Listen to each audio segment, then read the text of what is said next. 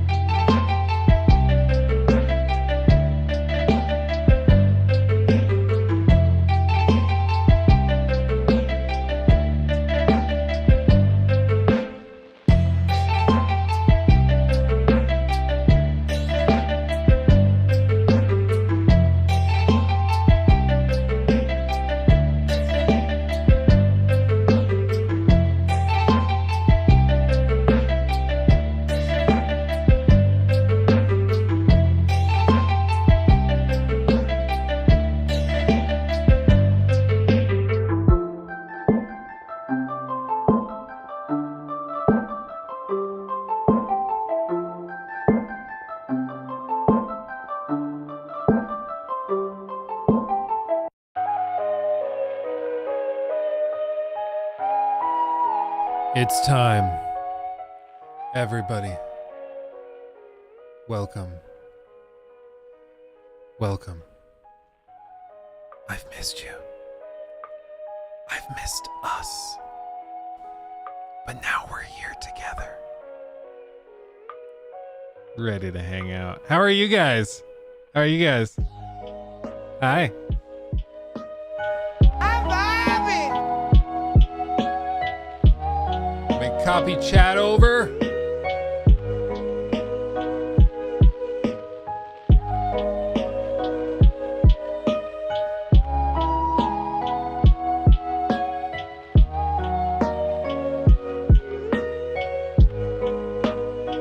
I'm vibing. Anyway, how have you been? It is the end of the week. Ready to head into the weekend. It's gonna be a good day. What's the next game I'm streaming? I'm guessing. Now that we're kind of like, the tough thing is this, like, first world problems right here. But the tricky thing is when we're in review season is like, I'm filling every waking moment with, like, say Starfield, but I'm not allowed to show it or stream it. So all the time I would normally spend streaming games are spent playing games I can't show publicly. So it makes it kind of tough to fill in gaps with a lot of extra gameplay, but now we're kind of easing out of that. So I fully expect that we're going to be able to do some gameplay streams of, like, Starfield, of Baldur's Gate 3 as I work on videos for those. What was the other one? AC Mirage, of course, and Cyberpunk 2.0. All that stuff. It's going to be good. Have I played any of the Cyberpunk updates? No, I've been kind of swamped with other projects. I will be, but as of right now, no. Nothing against it. I think it looks awesome. At some point, you just have to decide and, like, pick your battles, you know? There's just not enough time in the day. What's my opinion of Lies of P adding Denuvo at the last moment? Well, this is the first I'm hearing about that. So that's a little crazy. I would say as long as it doesn't affect performance, I get it. They want to prevent piracy and stuff. I don't like Denuvo. I think Denuvo's awful, and it almost always affects performance, which would be a real bummer because the game, for me, during the review period, ran literally perfectly. Like, nothing bad to say about it. So I don't know what their deal is, because that sucks. No, I did not get to play Spider-Man 2. My understanding is that was an event held in London, and I did not get an invitation, and even if they had invited me, I wouldn't have been able to go. So it just is what it is.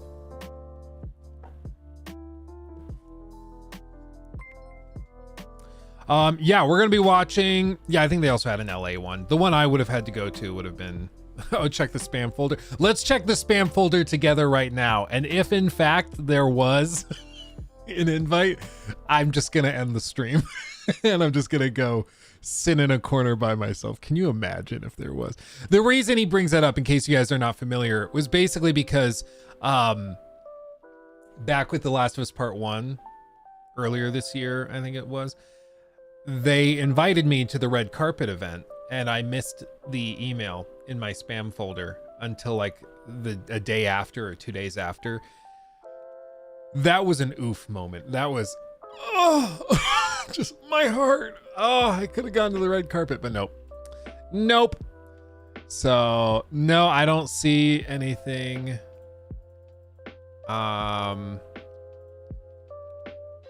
Let's see, a bunch of like spammy crypto sponsorship offers.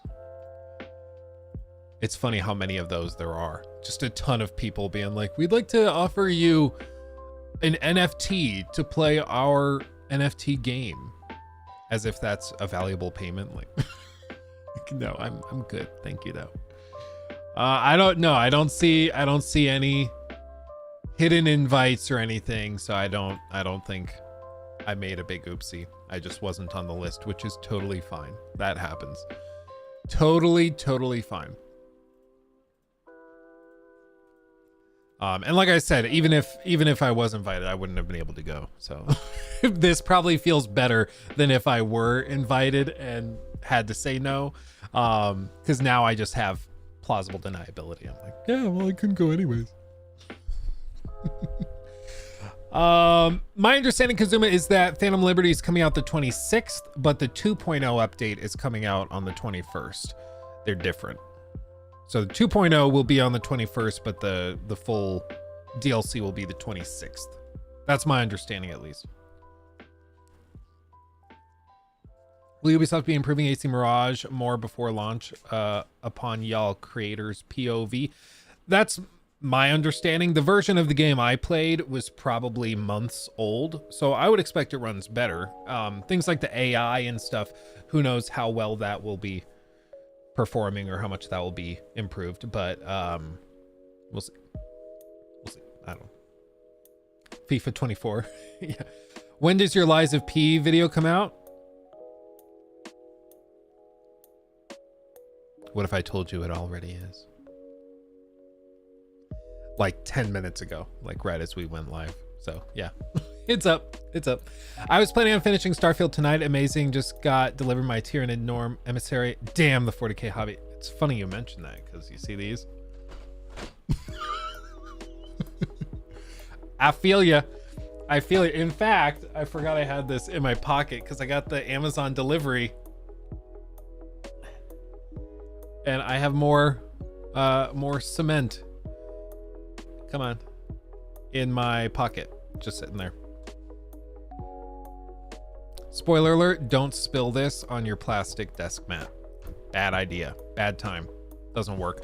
This stuff causes, it's not glue. It causes a chemical reaction in plastics, and it causes the plastic to melt. And then as it dries, it rehardens. So it's kind of like welding the two pieces of plastic together.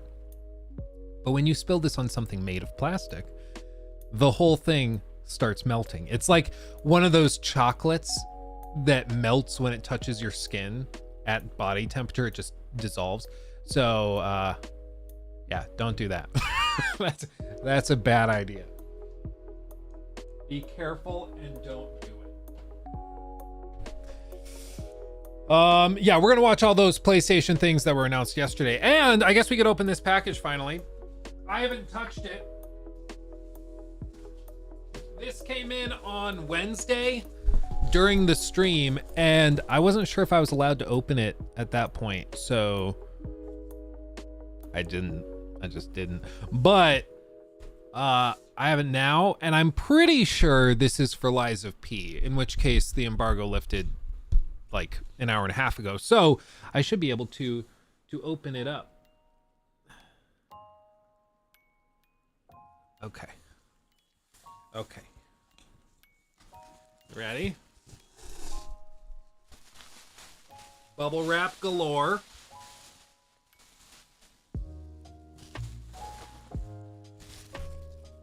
Oh, dude. I have not opened this. I have not looked at it.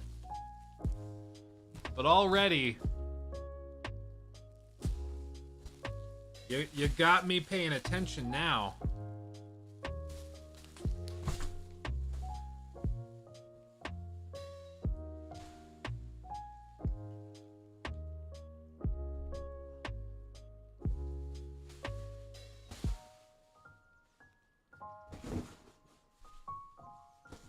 Okay. What do we got here? Gee whiz, dude. It's like... Wow. This is like one of the most elaborate things I've ever seen. This is ridiculous. What? It's actual metal too. This is not like plastic. This is actual metal riveting and bracing. Like, wow. I don't think I've ever gotten something this elaborate. I felt like I should keep the Starfield box because it was kind of cool. This makes it look like absolute ass. This is way better. Wow. Okay. Okay.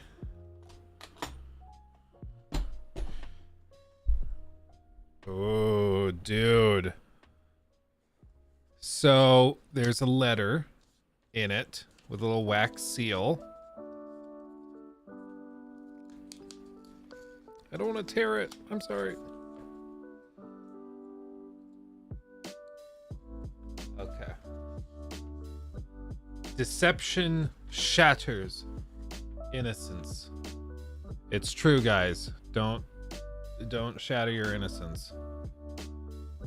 We have put together a special gift for you and hope we hope will arm you for the challenges ahead. It is a case of one of our sharpest intellectuals, a person you will come to know well, Giuseppe Geppetto, the creator of automated puppets. Wow, dude. Props, guys. Like, this is fancy. Okay, what else we got? What else we got? There's a scroll. Like a map. Yeah, a map of Krat. And ooh. Trying to figure out how to hold it. Chamber of Machina Workshop. Ergo is life. That's pretty sexy. Okay. Well played. Oh, I'm gonna have to repackage this anyways. What's this? Oh, this looks like a little banner that you can like hang. Wow. Okay. Like, it's all really nice quality too. It's not like cheap like dollar store stuff like is often in collector's editions. This is crazy. A little pouch, or as we like to say in America, a sack. Just moving on past that. What is in here? Oh, some meth. And then some pins. Dude, these are like heavy duty pins too. Oh, that's pretty cool. Focus, damn you. Focus, damn you. There we go. That's pretty Gucci. Okay. Okay. Okay. Put the meth over there for later. And then this.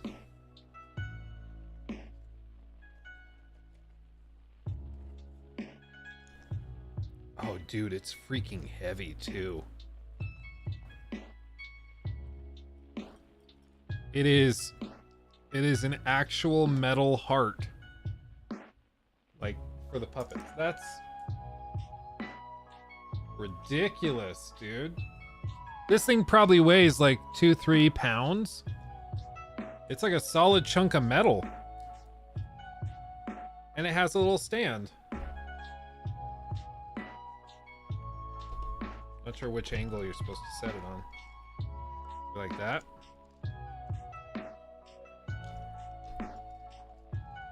I don't know. I'll have to experiment with it.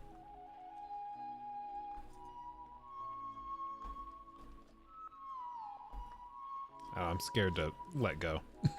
That's baller though, dude. That's like ridiculous.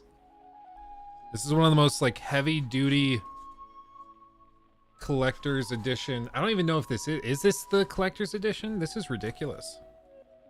This is crazy.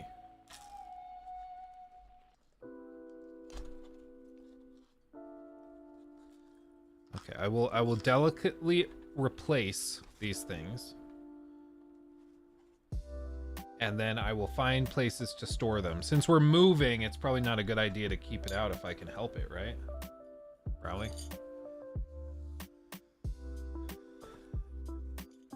That's just insane. Like, normally these collector's editions are just super quick, kind of thrown together. They order stuff in bulk from some Chinese manufacturer that makes dollar store stuff. But this is actually like really high quality stuff. I'm actually very impressed. Wow. Wow. And the case, like, you remember when we made fun of Hogwarts Legacy for putting the box it came in as one of the items included in the box because the collector's edition was so terrible? In this case, this box is like, you know what? You can say that this box is part of it. This is ridiculous. I don't think I've ever had a collector's edition that came in something this elaborate and fancy. Like, that's crazy, dude. Yeah, it's not a canvas bag moment. Exactly. It's the opposite of that. Wow. Okay, well, I'm out of room, so it will go here until I can find a spot for it. I have too much crap. Too much crap. Oh, man. At least the Casio has some utility. Yeah, the Casio wristwatch for Starfield. Wow. Yeah. I just have crap everywhere. I have like a massive Lego set right here. And another one that we have to build. We're gonna build all of these on stream, but since we're moving, I don't want to start them now. I think we'll wait till we're in the new space, because then we'll also have places to put them. How long is Liza P roughly? It honestly depends on how good you are at these types of games. But I'd say if you maybe struggle a little bit more, I would imagine it's probably like 40 hours, I would guess. If you're more comfortable with these types of games, it's probably around 32 to 35, but it just kind of depends on where you're at.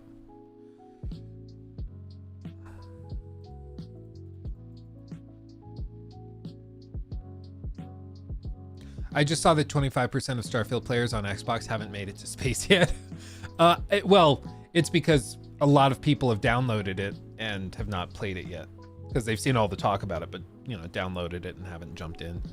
It's pretty common, and I'm sure it's all even more exaggerated considering it's a Game Pass title. I mean, there's basically no barrier to entry, so why not download it, right? How do I like the mouse?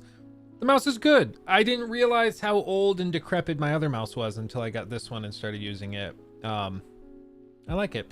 One thing is that it defaults to like 1600 DPS. I use 800. And so when it first wakes up from going to sleep, it's super sensitive, and then it discovers, like, it syncs with the app on the computer, and then it syncs to 800 DPI. Did I say DPS? DPI. So it has like that little quirk. The other one I had the same problem, but you could store the specific DPI setting on board. And this one, using the app to do that is like a nightmare. So I don't know.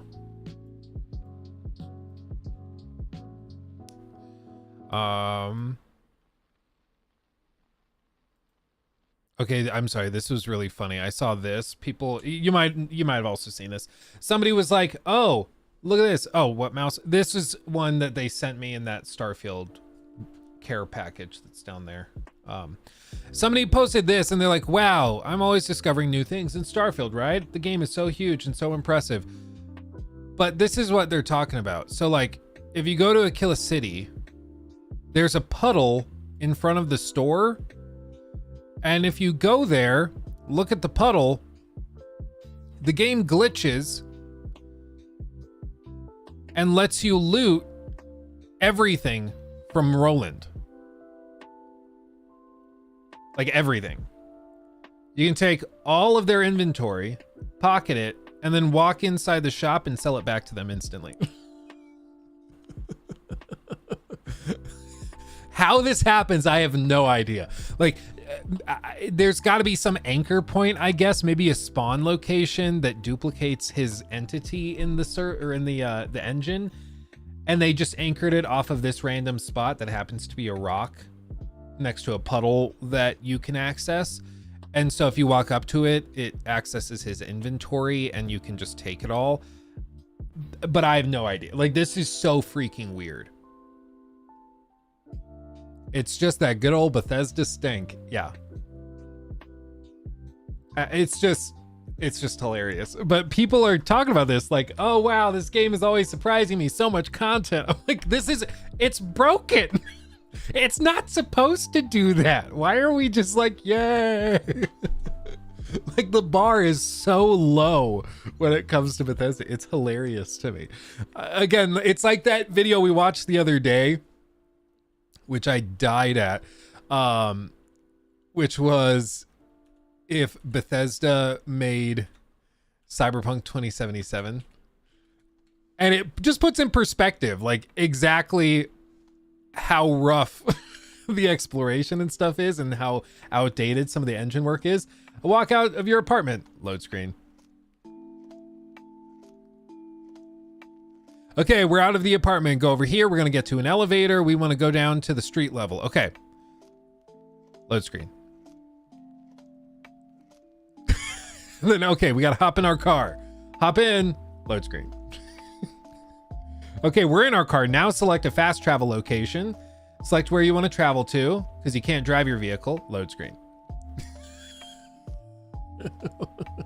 Like, it makes, yeah, walk into the building. Load screen. Now you're in the building. There's just so many little things like this. And then the straight on conversation. There's so many little things like that, which when you're playing Starfield, don't feel like that big of a deal. But when you see it in comparison to other games that released years ago, it's like, guys, guys. Yeah, I'm baffled they have to patch in a map, a literal map. Yeah, they didn't have city maps. And the like on surface planet map that they generate is one of the worst I've ever seen in a game. Actually useless. Like it gives you no information, not even clear topographical features. It's just blue dots on a blank background with points of interest splattered on it. Like it would be better if there just wasn't anything. It's hilarious. New Game Plus has a slow time bug. If you use the power, it lasts for ages and you can only fire a weapon once. However, you can infinitely swap your weapons. Jesus. What is the full critique coming for Starfield? We're going to start going into overdrive on it. That's my next big project.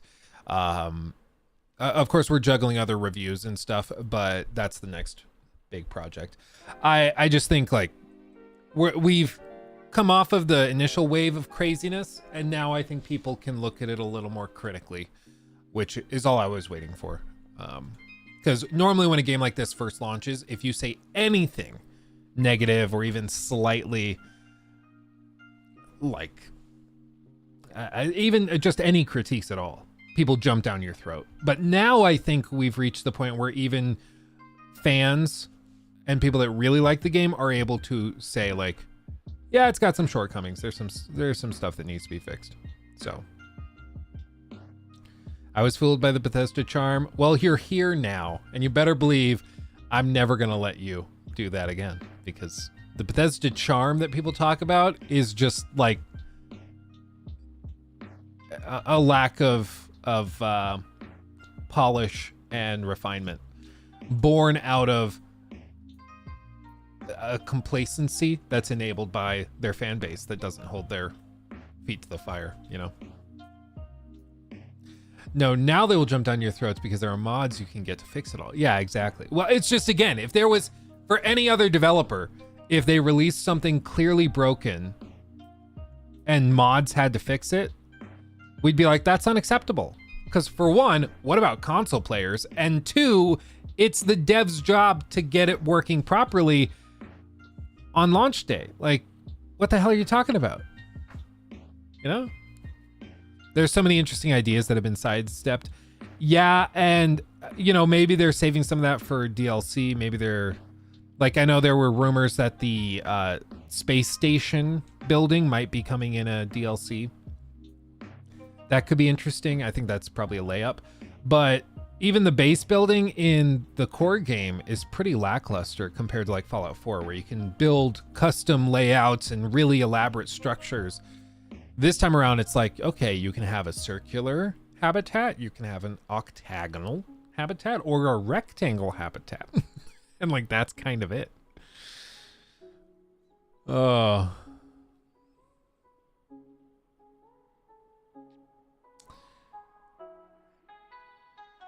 They simplified a lot for casuals. Well, I also think it's just a reflection of the setting. Like, there's obviously in Fallout 4, you're able to build like floors and walls and do everything very custom. In Starfield, like, you're in space. So I understand why they didn't want to open it up completely, but that doesn't make it good. Like, just because there's an explanation for why they did something in a given way doesn't mean that that makes it compelling. And this is something that, like, I've never understood as a complaint because it's so, like, just dumb. And I don't know if people are trolling me when they say it, but, like, for Assassin's Creed Valhalla. Sorry. Assassin's Creed Valhalla. I said that the map was super boring, right? Because it's just a flat expanse of, like, some trees and forests, a couple rivers going through it. Not like hardly any big cities. The biggest cities are like villages. There's just barely anything to see or do in the map. It's just really boring. And people were like, yeah, but that's what England is like, so it's accurate. Okay, cool. Yeah, literally England. Exactly, Austin. But that doesn't mean that it's fun or that it is good for a video game. Like, I didn't force them to pick England as the setting. They chose to do it. If you set your entire, like, Starfield 2, the entire game takes place in a single gymnasium, and that's it.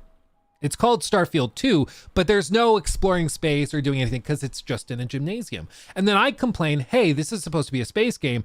It's really lame that I can't leave a little basketball size or basketball arena or court sized gymnasium. That's lame. And people go, well, but that's what gymnasiums are like, Luke. They're not huge. Like, yeah. But I didn't force them to put it in the gym and nowhere else. They put that limitation on themselves, okay? Like, if we're evaluating it as a video game, we get to look at it as a video game. And the decisions they made along the way, we get to see if those support the fun that the video game might have to offer. And for some reason, there are certain people that just cannot grasp the concept that just because they made a decision and can justify it narratively in the game's world, that doesn't mean that it's going to be fun. You know? Do I hate Starfield? I don't hate Starfield. Like I said, I actually like Starfield. I've had a lot of fun with it. What I cannot stand and what I do hate is people coping and refusing to acknowledge clear problems with it. Same with, like, Death Stranding. It might be novel to have a nuanced opinion of some of these, like, cultish games, but, like, Death Stranding, I can have a lot of fun with. Right now in Colorado, it's, like, rainy and kind of dreary outside. It's my favorite weather. I love feeling like I'm living in a Tim Burton movie. And as a result, it's, like, kind of dreary. It's a rainy day. And my favorite thing to do on a rainy day, often, is to just play some Death Stranding.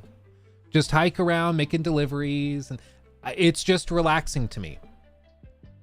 I enjoy the game. However, I'm also going to acknowledge that the story is one of the most brain dead, asinine, dumb things I've ever experienced.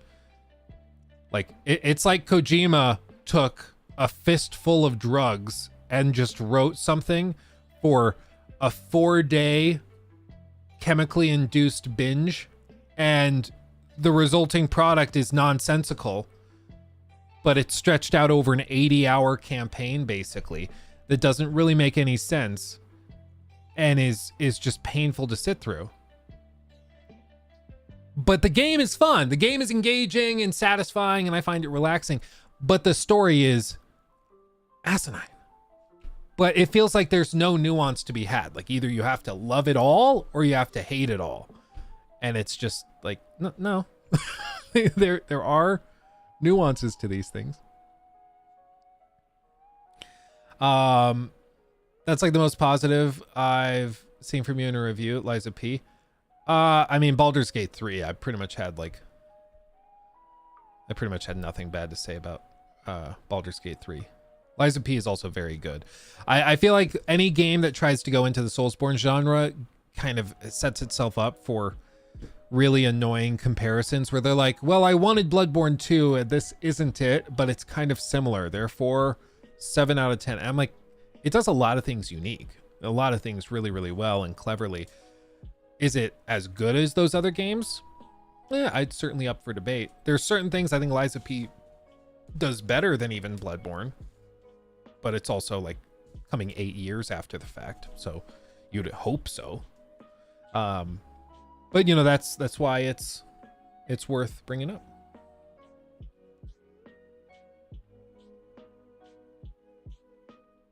Why isn't Bloodborne on PC? I don't know. It's at this point I think everybody agrees it's got to be some licensing issue, because it just makes too much sense to port it and bring 60 FPS to it. Like, they'd sell so many copies instantly if they did that. And the fact they haven't done it yet makes me think there's just got to be some licensing thing that's preventing them, because otherwise it's just free money, you know. But we'll see.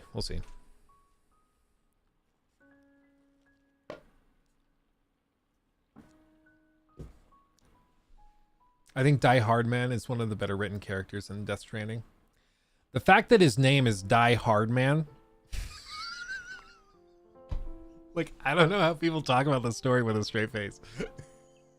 Yes, the character is Die Hard Man, and he meets Love Easy Woman, and then they have a baby called From the Womb Sperm Baby.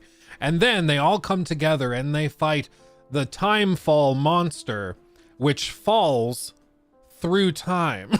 It's just like, bro, did he do nothing but like smoke a ton of pot, get super high, and then he's like, dude, his name is Die Hard Man because it's hard for him to die.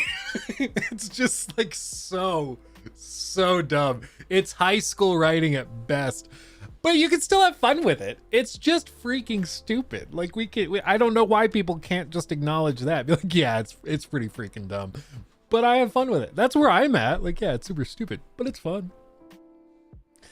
Do you agree with what Todd Howard said about PC optimization? I mean, I do think it is probably about as optimized as Bethesda can manage. It's still very CPU bound, and it's a very demanding game. But I like, when I play Starfield, I don't feel that it's unoptimized. I just feel like it's really demanding, which is why it's even more baffling that it's not able to do a lot of stuff that other companies are able to do. But like we've seen with I can pull it up, the whole thing with Cyberpunk 2.0. Let's see. They said that they've reworked the engine to better take advantage of your CPU.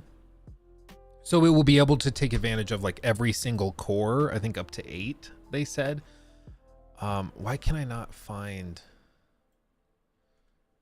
the damn article?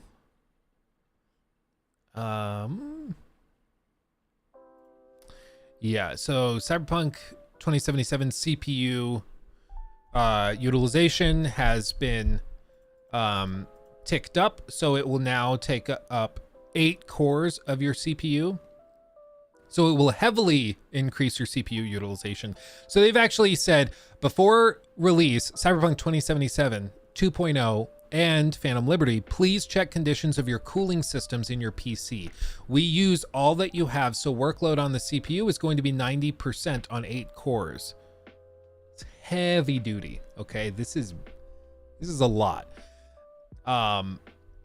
To save your time, please run Cinebench or similar to check the stability of your systems. Like, they are actually going out and saying, before you play the game, run benchmarks, test your water coolers, test your fan coolers, check all of that, because this is going to put your PC through the paces. Like, it's a lot.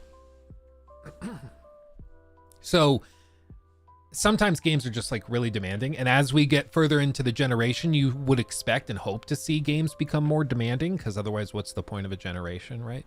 So I think it's all of that to say, I think Starfield is as optimized as you could probably expect it to be from Bethesda, and we'll see how Cyberpunk Phantom Liberty and 2.0 run, but I would expect that a lot of people are going to be probably frustrated that their PCs that previously ran whatever patch they're on now, like Cyberpunk 2077 1.63 or whatever it is.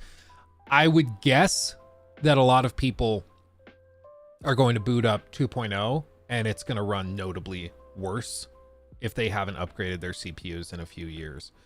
That's my understanding, at least. But we'll see. Who knows? We'll see. Yeah, a game not running well on a potato is not the same as poor optimization. Yeah, and games become more demanding over time. So, like, just because, like, I saw one guy, and let's be real, this was like a hardcore Sony pony type. He had a GTX 970, I believe is what it was. And he was complaining about Starfield's performance because it wasn't running very well at all on his hardware. And he's like, this was the top of the line graphics card, or one of the top line graphics cards when I got it. And it is ridiculous that it can't run these games at even moderate settings. I'm like, bro, like the 970 is what? Like a 2014 card? Like I'm pretty sure it's like a 2014 card.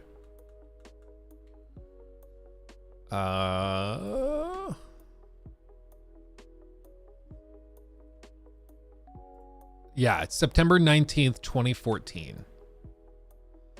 So, yeah, I wouldn't expect it to run these games super well or easily, you know? Like, it's not really a surprise. I think the man didn't know you have to upgrade your PC. Yeah, it's just, I know it's frustrating for people to buy like a very expensive PC and then play games, and then over time it just isn't able to keep up anymore. But this is just, it comes with the territory. As games get more demanding and can do more crazy stuff, this is what's going to happen. How much should you spend on a high-end PC? I don't know what the standards are. I'm not super involved in PC building currently. I've done it in the past, but at least in the past, it was like 1,000 and under is like a budget PC. For some people, depending on where you live and if there's secondhand stuff, like 800 and under would be a budget PC. But then from like 800 to, let's say 2,000 is like a mid-tier PC, and then 2,000 and up is a high-end PC. I don't know if that still is the standard now. I know things have gotten more expensive, but my understanding is like 2,000 plus is considered a high-end. If you go stupid high-end and you just want to waste money for no reason at all, you can get like a 4090, which is pretty hardcore. But this, like, GPU alone is going to approach $2,000. So your whole setup is going to be outrageously expensive. But whatever you can afford, really.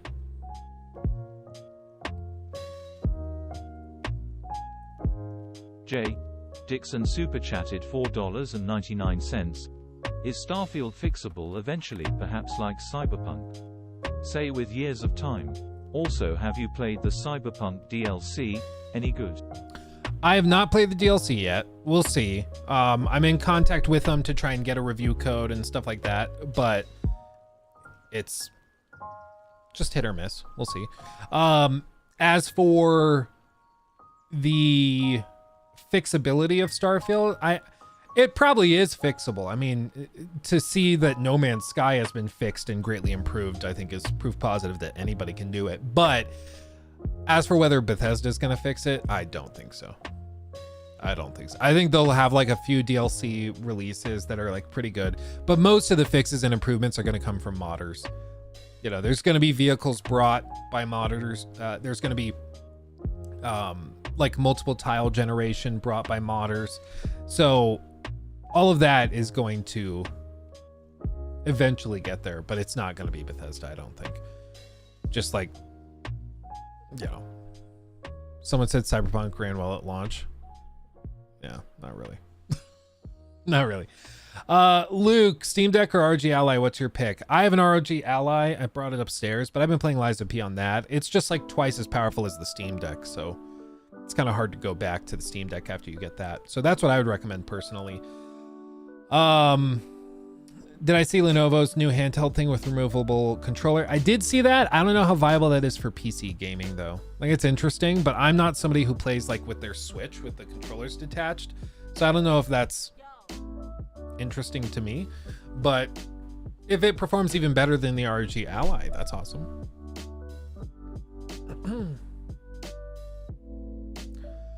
And yeah, Robert, absolutely. Like, at no point is Starfield gonna run like CD Projekt Red's gotten Cyberpunk. At no point is Starfield gonna run like Cyberpunk. Yeah.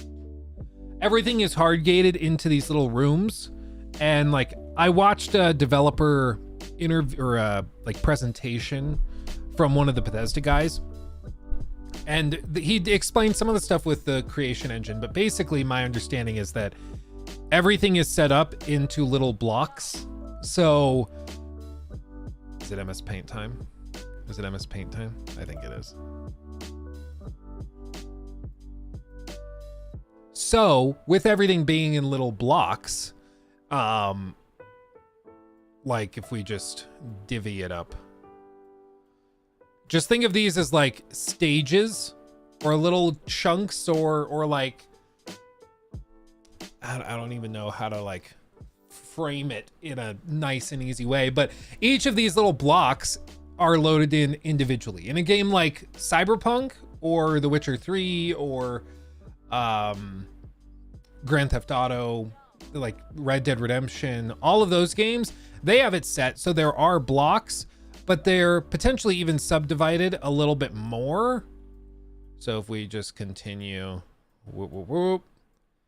So these blocks are subdivided into really small ones, and then as the player moves through them, navigating the open world, going to different cities and areas, these different little chunks load in, which allows you to, at any given time, just kind of load in these four, these four, these four. You over here, we'll load in these four, and that's kind of how the open world stuff works.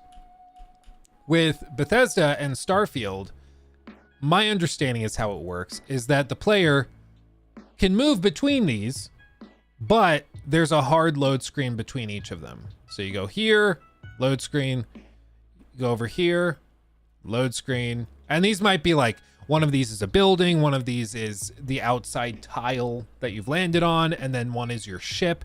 So some of these are really, really small and others are pretty big. But because the engine is built around individual chunks like this, or tiles, as people are referring to it now, there's just no way to really fix this without completely changing how the creation engine works. Whereas, like I said, for the Red engine, for a lot of these open world game engines, they're built so everything ties together without dedicated load screens between. It happens on the back end when you don't realize it as you are running and traveling, but the creation engine just isn't built that way. It's meant for you to go here, load screen, it dumps everything from the area you just were and loads everything in from the new one. And so I don't think that's going to magically change with mods. I don't think anybody's going to be able to do that. I wonder if Creation Engine 2 can only handle a specific map size that is the size of a planet chunk. That's my understanding, which is why when I posted that video that was like a correction to my Starfield review, I had been in contact with a couple of people that had experimented with multiple tiles generated, and apparently there are ways you can force the engine to load multiple tiles. So modders have tried to do that, but when you do it, it causes a ton of stuff to break. Like the game drops to 2 frames a second. It isn't able to figure out proper distances or anything. Like the game just totally breaks. So modders will eventually probably solve it, but my understanding is that the reason those tiles are limited in the way they are is because the game cannot handle more than that. Might be able to fix it eventually, but apparently it's just, that's how it is. But Luke, they said that Creation Engine 2 was totally different. It was like a new engine. Dude, I got flack and hate for trying to bring that up. So you guys know we did a bunch of collabs with Mr. Matty Plays, friend of the channel. I still love Matty. I asked him if he wanted to do a collaboration where we could correct the record and explain how the Creation Engine 2 was not a new engine. It was just a renaming of the same engine with some iterative improvements. And I was like, I can't believe I have to explain this, but like, this isn't that complicated. It's the same engine. It's just with a new coat of paint and some bells and whistles, but it's the same thing. He didn't want to do the video. Like, all of a sudden he got really busy and backed out of the project. I was like, why? Does that kill the hype? Is that why? Like, why is this so uncomfortable to admit? I don't know why. It was just weird, dude. I was like, this is so, like, it's a no duh type of thing. And a lot of people that saw that video were like, of course it's the same engine. Things have not been significantly changed. It's just slightly revamped with a number 2 next to it to sell you on the idea that it's totally different. But some of those hardcore fans did not want to admit that. And it was so weird and awkward. It was just so weird. I was like, guys, this is a no duh thing. You pissed off Maddie with the Starfield review? With all that, like, I think a lot of people got kind of pissed at it, but I would just challenge them to ask, like, what do you disagree with? What was I wrong about? And I'll happily correct it, like I did with that video. I corrected my thing where I said the tiles are not contiguous as far as anybody was able to tell. And that is technically true, but it's also technically true that the tiles are contiguous. There's just no way a player, while playing the game without using developer commands, can go to the adjacent tile. So it's technically contiguous, but not for players that are actually playing the game without trying to mod in and hack their way through it. So, you know, I don't know. But I said your review for Starfield was pretty great, actually. I haven't seen his reaction to it. I have no idea what he actually said, but you know, whether it's Maddie or somebody else, like, I would just encourage people, if they have a frustration or something they think I was wrong about in the reviews, I want to be right. I don't want to be wrong. So of course I welcome corrections, which is why we made the correction when there was one to make. Like, yes, I was wrong about this. Let's correct it. It still is not possible to see this unless you're using developer commands, but technically speaking, I was wrong. So yeah, I'll correct it. Have I played Phantom Liberty? I have not. But we're in talks to try and make that happen. You didn't have to make that correction video, but that was some, actually, yeah, it was. But I heard a lot of people trying to be like, all of these reviewers are lying about it. It is actually contiguous and the worlds are actually entirely tied together and everything. And I'm like, technically, yes, but nobody playing the game, just playing it, is ever going to see that. So effectively, it's not. So like, if we're going to argue over semantics and like technicalities, okay. But for people actually playing the game and not spending hours using developer commands to try and bounce to adjacent tiles, no, it doesn't work that way. Hey, look, do you think the Starfield reviews have been fair from everyone, or do you think some people just want to hate? I think some, like that Sterling review that was like a 4. Clearly that was meant to rage bait, and amazingly people fell for it. So like that one, I don't like. Do I think Starfield is a 4 out of 10? No. But like Sterling has a history of just going and posting reviews that are meant to kind of rile people up, giving, I think, was it Tears of the Kingdom a 7, or was it Breath of the Wild, one of those, like clearly just trying to give it an outrageous score to get people pissed. And if that works for them, whatever, like who cares. But as for the other reviews, the ones that sit it as like, you know, 7 or an 8 out of 10, I think those are fair. Especially for somebody that like plays a lot of AAA open world games and adventure games. Yeah, Starfield feels much closer to an 8 than it does a 9.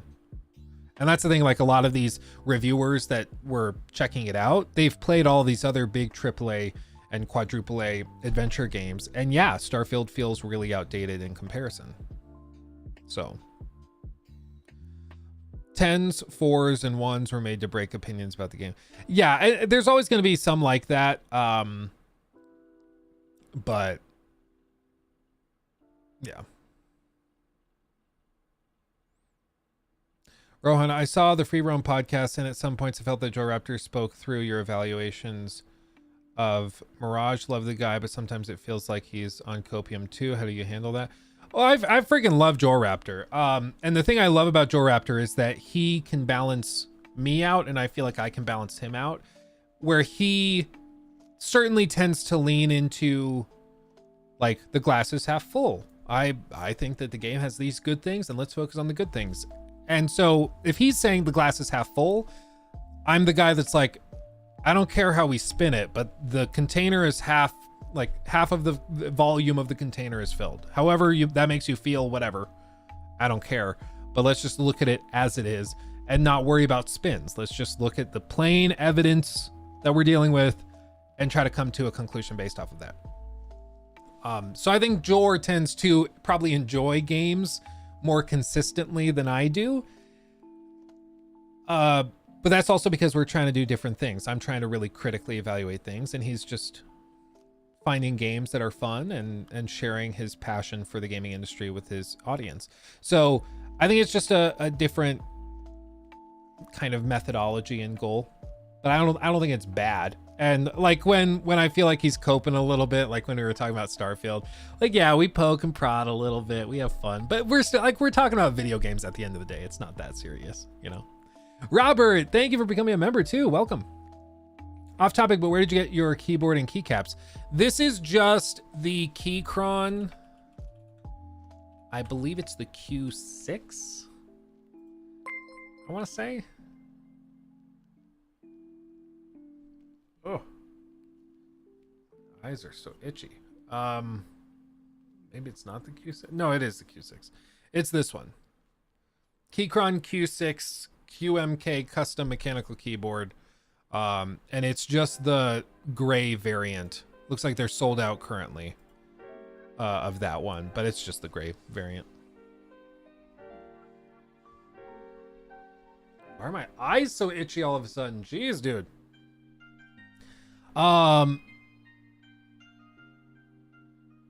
Yeah, Liquid, and I appreciate that. I think it definitely makes people feel like I'm just trying to bash games, but like we've said before, a lot of it is just that you can quickly assert something as good. Like, oh, I think Spider-Man 2's gameplay looks really fluid and crazy smooth and sexy. I love it. If I just say that, everybody's like, okay. But if I say something like, however, I think the world exploration is going to be very boring and tedious, people are like, okay, back that up. You know, you need to justify that. And to be clear, I'm not saying that about Spider-Man, but I'm trying to bring the example of like, saying something good about a game doesn't take a lot of evidence. People will usually just accept that you liked it on its face. Whereas critiquing a part of a game requires some actual like justification and backing it up. So there's just that kind of balance to be struck where you want to talk positively about the game, but you also want to call out the bad, but talking about the bad takes 10 times as long because you have to back up everything you're saying.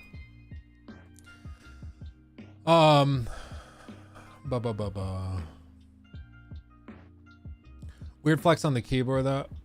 It's because somebody asked what model it was, so I showed them what model it was. If that's a flex, I'm sorry.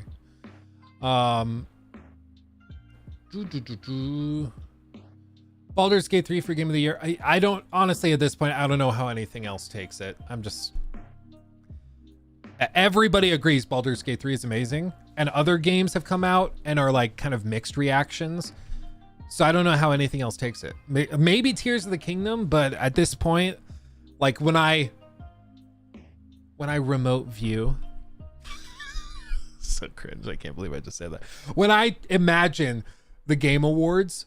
I can't imagine them announcing it being anything else. Like, I think it's got to be Baldur's Gate 3.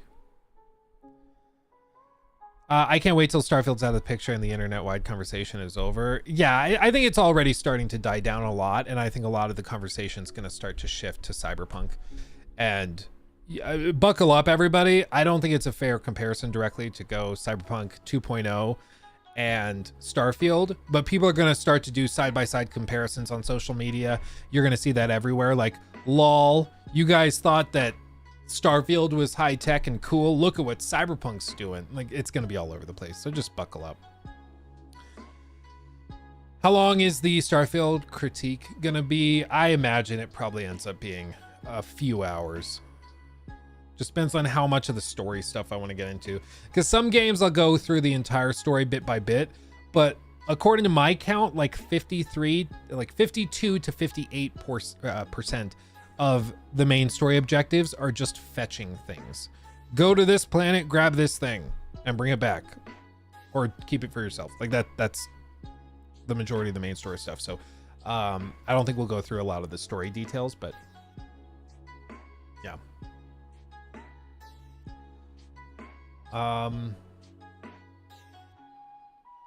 Am I doing a long critique of Baldur's Gate 3? I want to. We'll see if we can swing it. It might be my project over December when we don't have a lot of stuff to play. But yeah, I want to.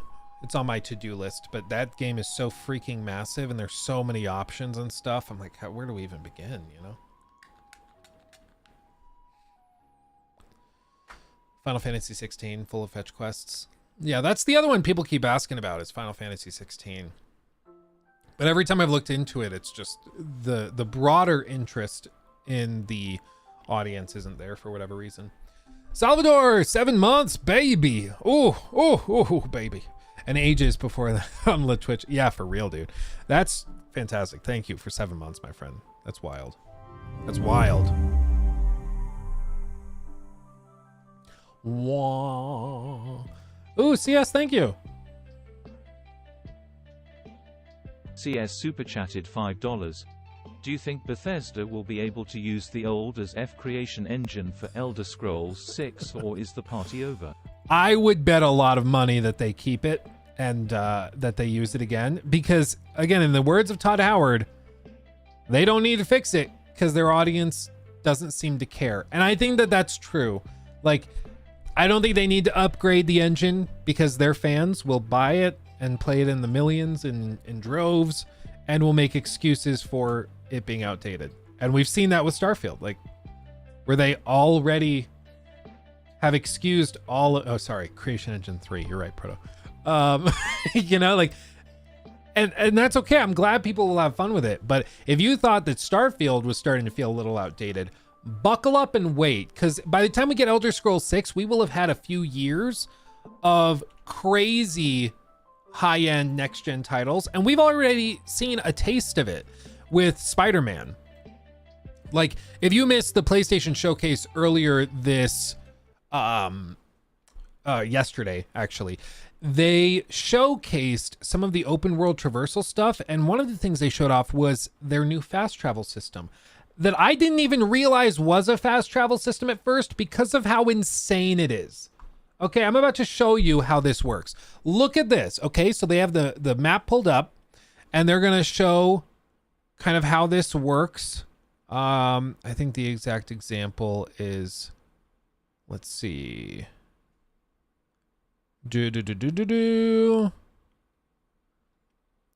It's like right here. Okay, so they're looking at their map and they have the objectives blurred out. Attaboys. And you're going to see how quick this is. Okay, this is real time in gameplay how it works. Okay, watch. Which even provides more rewards and unlocks our brand new fast travel system. As you can see. What? let me take that back. Okay, watch this. System, which even provides more rewards and unlocks our brand new fast travel system. As you can see here, the PlayStation 5 and its SSD means you can move across the city with very little downtime.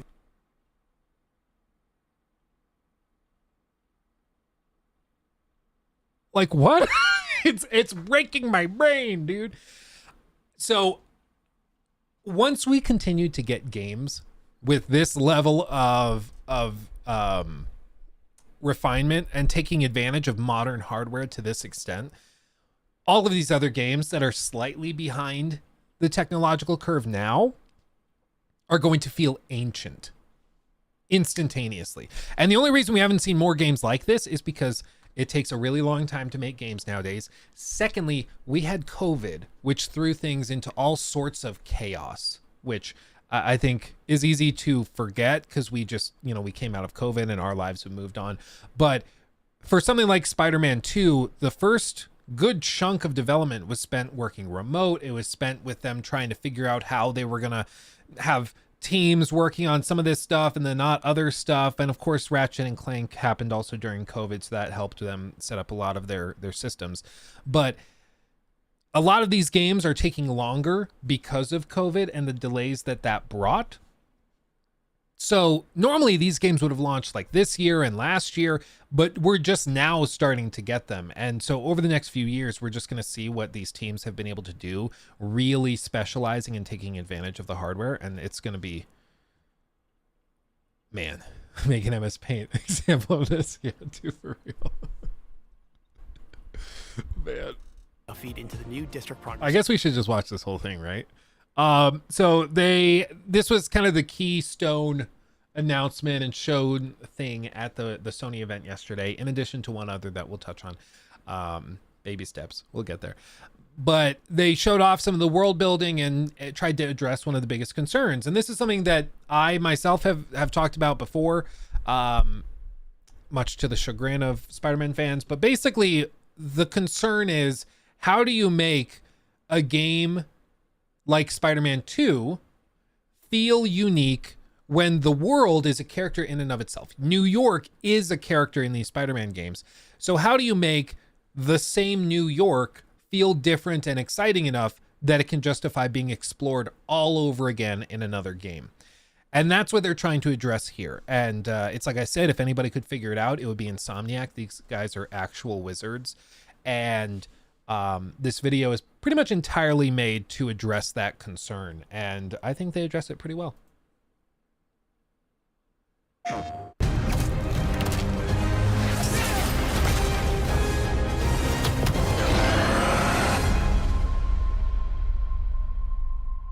So what did we learn? Oh, shut up. This is Brian Intihar, Senior Creative Director at Insomniac Games. Thank you for all of your amazing feedback to our demo at the showcase earlier this year. Marvel's Spider-Man 2 is filled with an amazing story and story missions. But today I'm here to provide you with a first look at how the open world experience is evolving and how the game is built to take full advantage of the PlayStation 5.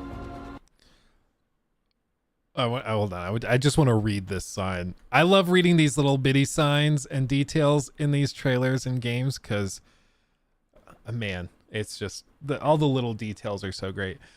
Safe keep banking. Money grows on our trees.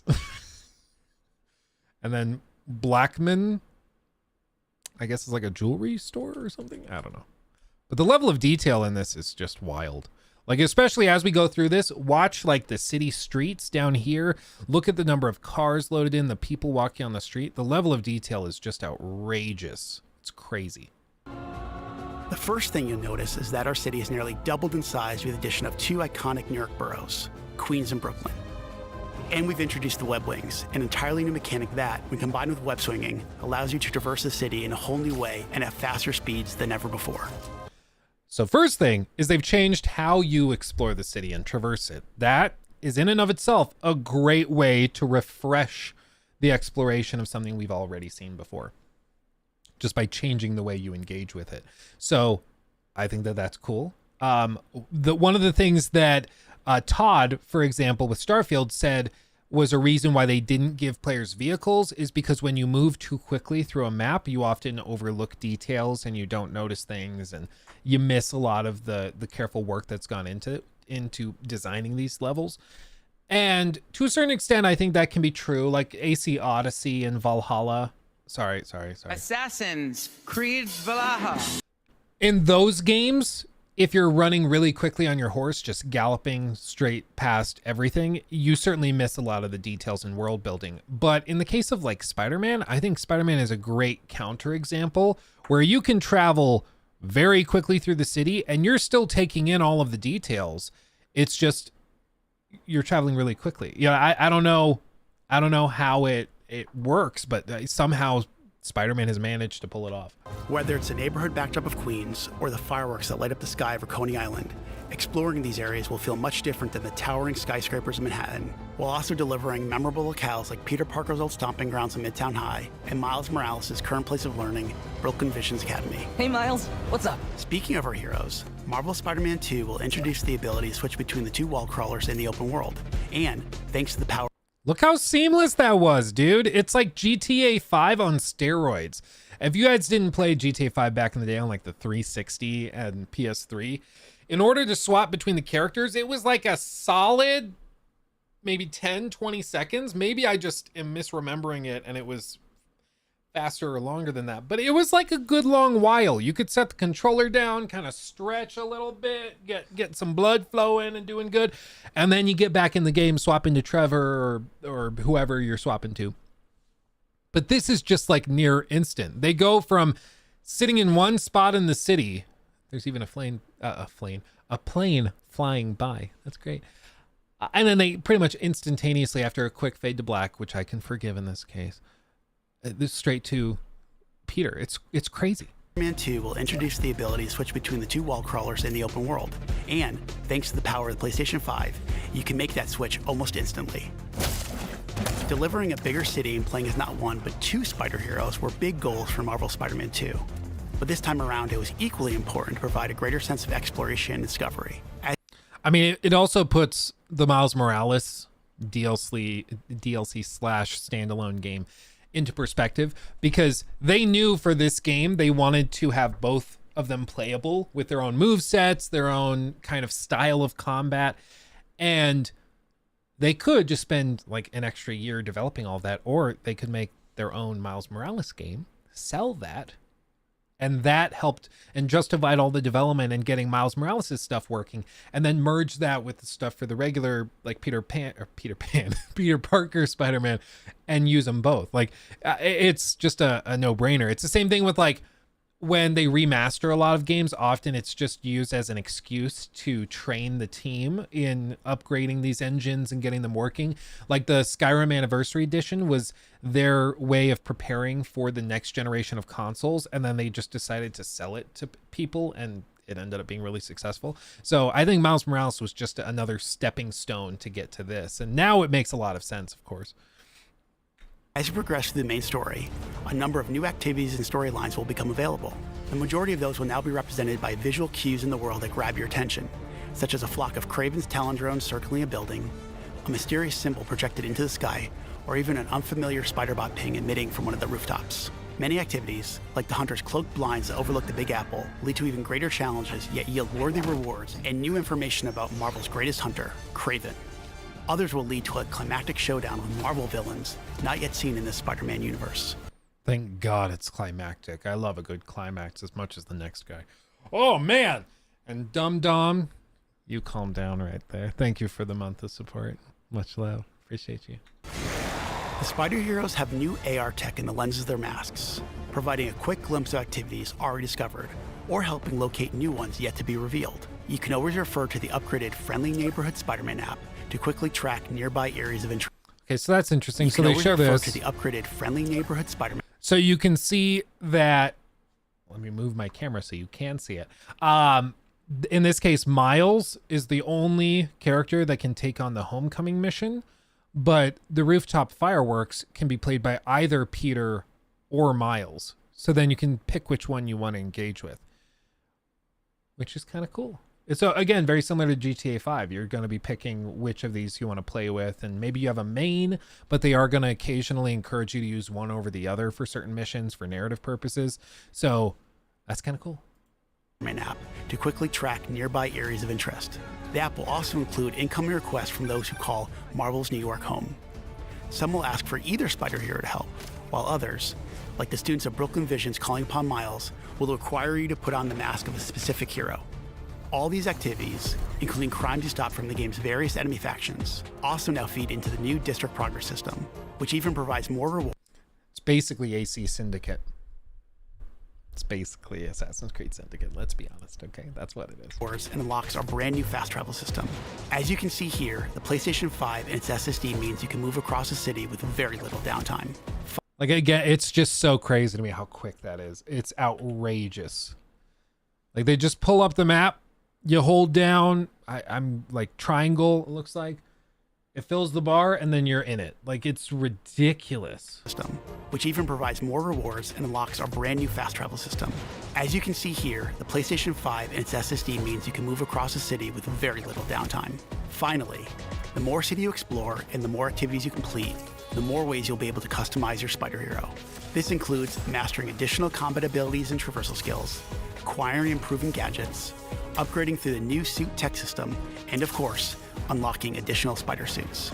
And we're talking lots and lots of suits. Marvel Spider-Man 2 will feature over 65 suits from the comics, movies, and multiple original designs. And thanks to the all-new suit style system, you'll now have more than 200 different ways to outfit your friendly neighborhood Spider-Man. On behalf of Insomniac Games, we couldn't be more excited about what this expanded city has to offer, and all the new ways you'll experience Marvel's New York. We look forward to seeing you swinging around in Marvel Spider-Man 2 when it launches October 20th, only on PlayStation 5.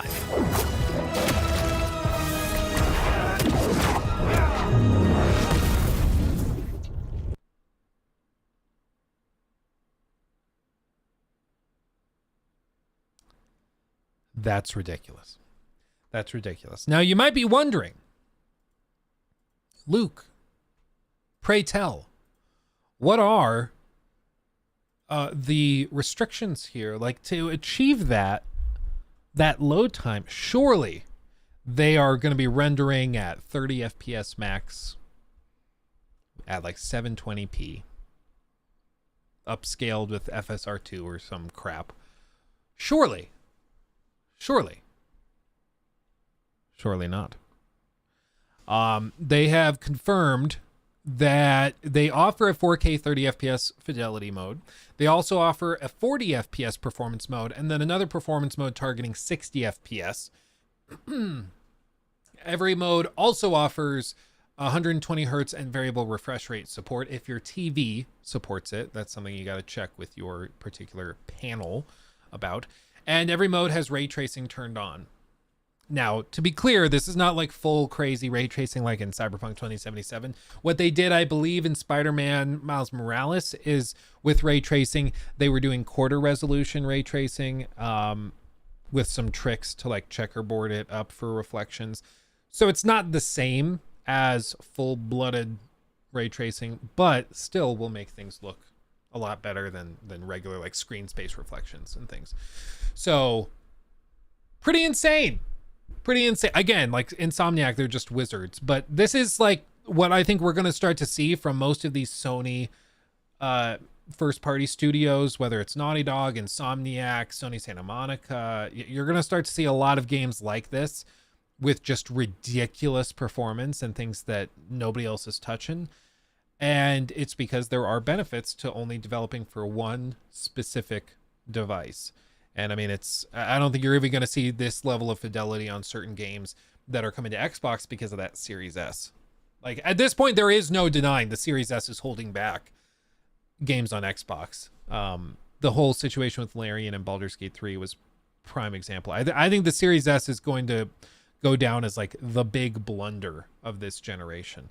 That and potentially Sony's new commitment to live service games, because we're going to start to see a lot of those in the coming years. But that Series S was just asinine. And what they said also, the even more insane thing, is that Phil Spencer said that they don't need a mid-gen refresh like an Xbox Series X Pro or anything.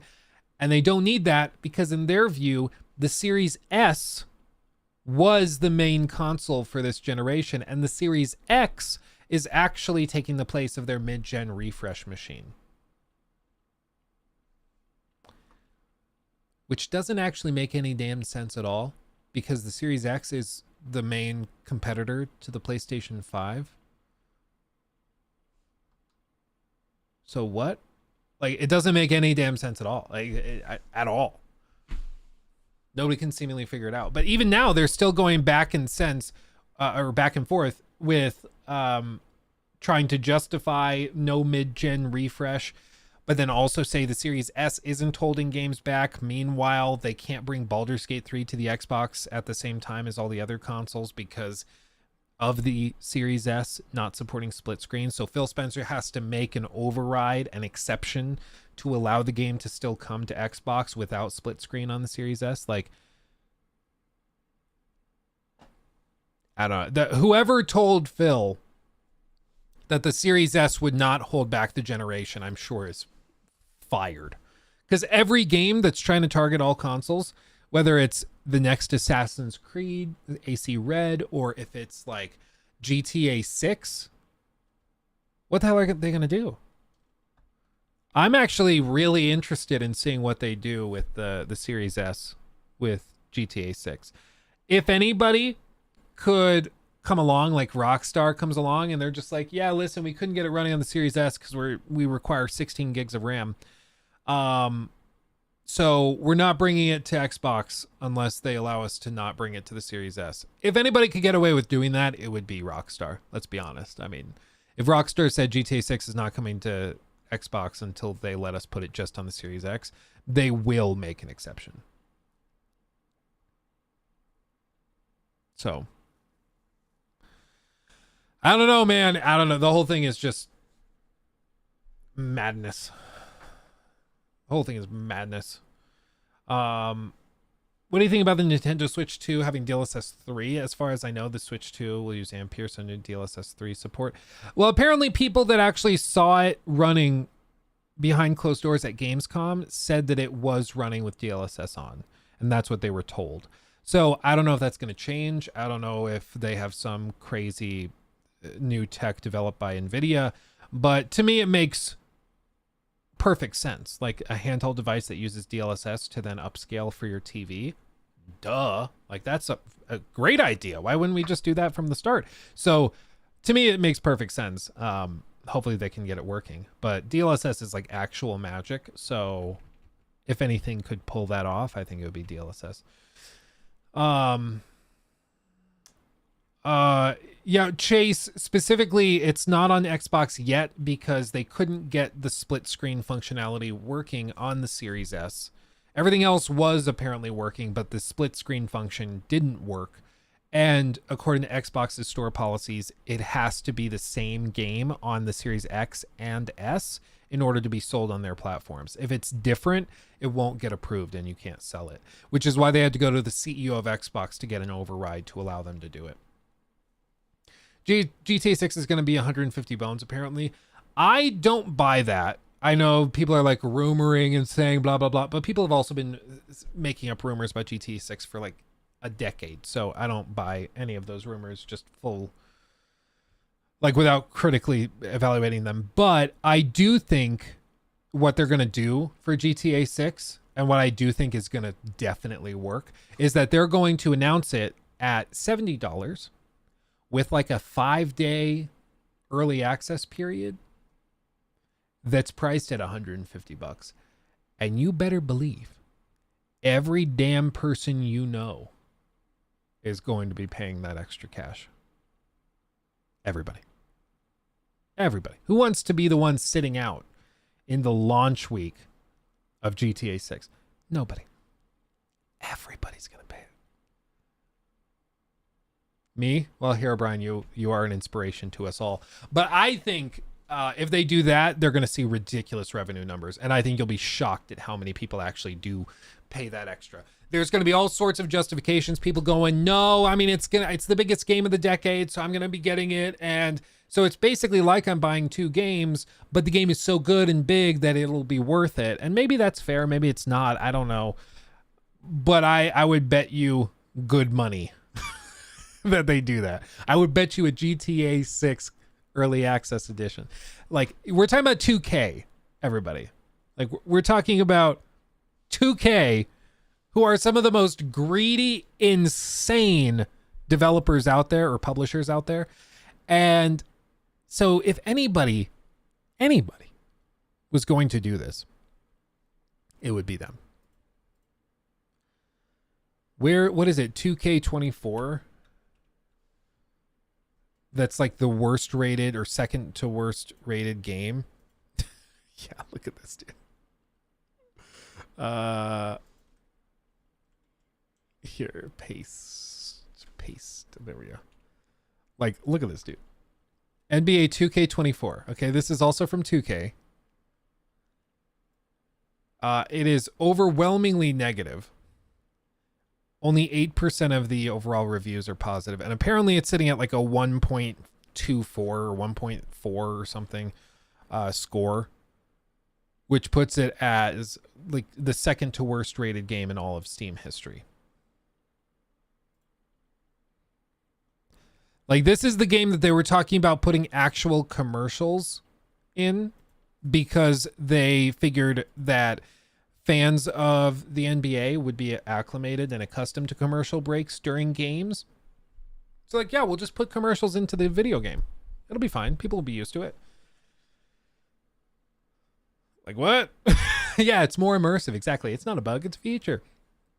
My understanding is they backed out of it because they got so much crap for it. But there is like a whole mini casino built into the game where you like play little gotcha slot machines to try and get different characters and stuff. Like, it's insane. Yeah, Take-Two owns 2K. Yeah. So it's the same publishers, it's the same executives, it's the same people doing this as launching GTA 6. So for people that are like, there's no way that they would launch GTA 6 with like a week early access and then charge $150 for it. Buckle up, buckaroo. You're gonna see some crazy stuff. It's gonna be so toxic. Carl Frajar super chatted $6.34. Thank you, Carl. I could see them charging extra for early access to GTA Online 2 or something TBH, since that's where the whales come from. Oh, for sure. For sure. Yeah. I think they're gonna do all sorts of stuff like that, and people are gonna pay it. Like, we saw even with the whatever Red Dead Redemption remaster re-release that was way worse than anybody thought possible. Even with that, it still was at the top of the charts when it launched in mid-August. Everybody was like, don't buy this, don't buy this, don't buy this. It is a port from the PS3 or whatever to the PS4, which then you can play on your PS5 through backwards compatibility, and to the Switch. It's the laziest of the laziest. And it was still at the top of the sales charts for a good long while. Like, I think at this point, Rockstar fans are so used to just being used and abused that they're like, okay, they still love me though. You should see how gently and kindly they take my money in private. Like, it's just so stupid, dude. But people deal with it. People put up with it. It's wild. And again, if any game would justify them being the most toxic they've ever been, it would be GTA 6, and they would get away with it easily with like very little resistance. So, man, oh man. Do you think the Lies of P studio would be capable to make a worthy Bloodborne sequel? Personally, I mean, I would say so, especially if they have access to Hidetaka Miyazaki and those teams for their feedback and stuff. They've shown they can make some ridiculously high quality stuff on their own, so I wouldn't be shocked by it. They used to say Red Dead Redemption was a complete mess of spaghetti code. That's why they didn't want to port it to other platforms. I've heard a lot of older games from that era are kind of like that, where it's just a mess of things held together by duct tape. So, I believe it. Will you see the new gameplay reveal of Spider-Man from today? It's quite impressive, talking about the graphics. Are you talking about the gameplay open world thing? This thing? Or the hands-on preview? Yeah, I have the preview pulled up. We can touch on that.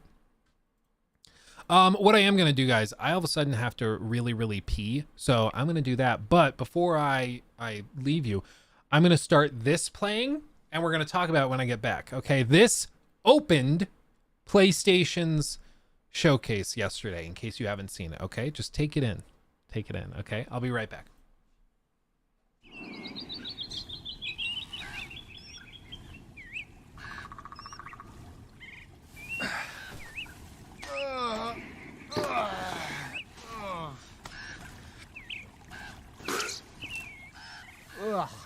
Gross. Yeah.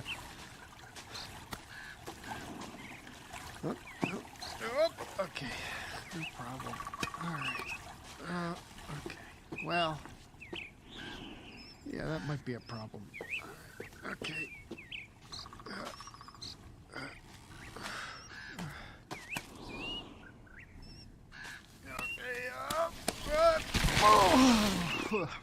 Oh, okay. Okay.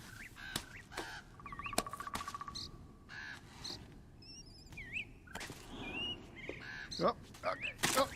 Oh, ah. Oh, that sucks. Ugh.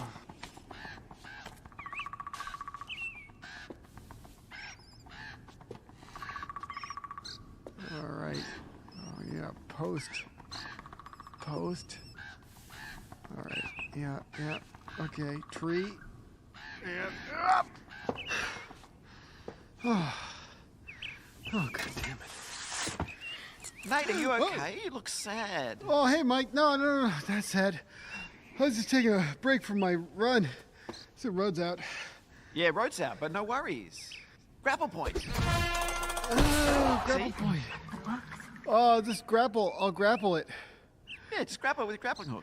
Oh, yeah, I'll just grapple that fucker with my grappling hook. Yeah, no worries. Just grapple that fucker. I'll just grapple that fucker. Yeah, good. All right. Well, Salada. Oh, Salada. Yeah, all right. I'll just pull out my grappling hook. I don't know where my... Oh, this is bad. Okay, all right. This is an actual video game.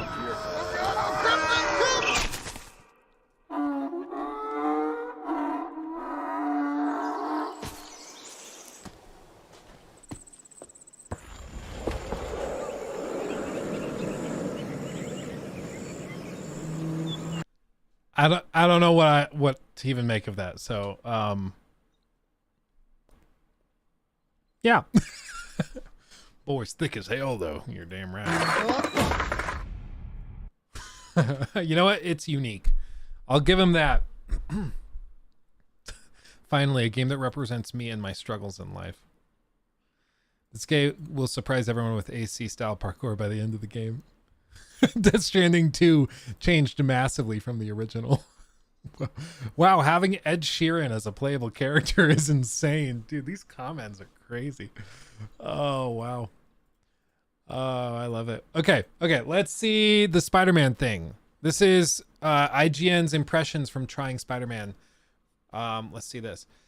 What is this game? Are there actual mechanics? Yeah, it's like that like WASD game where you try to walk like that. It's that, but in like 3D. It's certainly weird. It's going to be good for streamers. Oh, for sure. That's like the entire QWOP. Yeah, QWOP. That's what it is. It's like clearly built just for streamers, like, but Only Up was kind of made the same way. So we're going to see how that works out. It's a viable strategy nowadays to just make a game that's entirely built around getting people to play it on stream. And it can be very successful that way.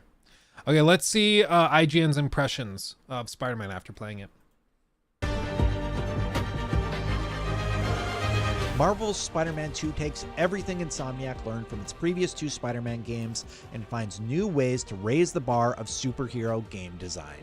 No frame is left untouched. No character model is left with subpar lighting. Simply put, after playing for 3 hours, Marvel's Spider-Man 2 looks set to continue Insomniac's winning streak. Hey Doc, ready for your annual physical? Did he just say he was gonna like finger the lizard? After you're like 40 years old, every dude's doctor appointment and annual physical includes a good finger up the butt. I'm pretty sure Peter just said he's going to finger a lizard. Okay. It's a different tone than I was expecting, I'll be real.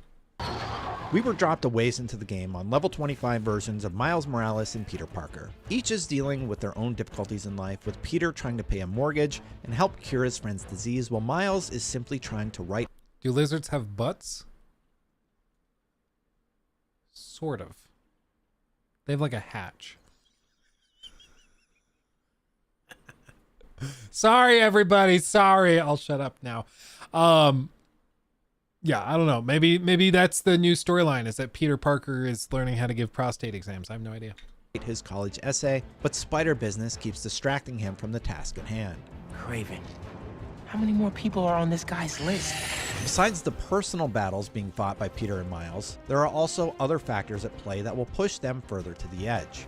Parker has donned the symbiote suit known as Venom, and it's affecting his personality in ways he doesn't realize. We're going to kill the world.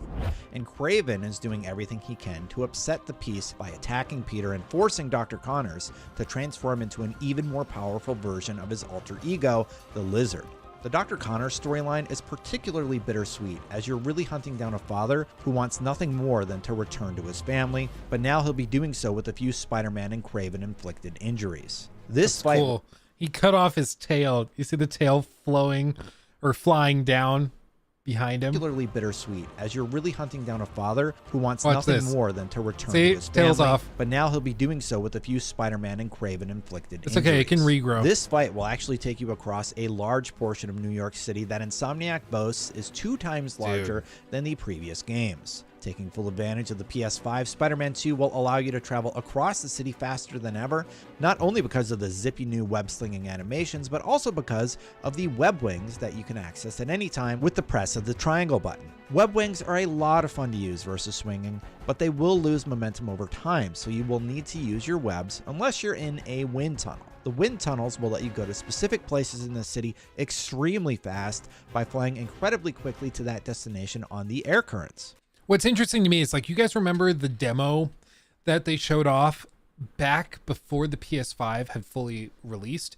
And they showed like a clip of them with the New York that they had built for Spider-Man, and they just moved the camera through it super, super quickly. I wonder if I can find it.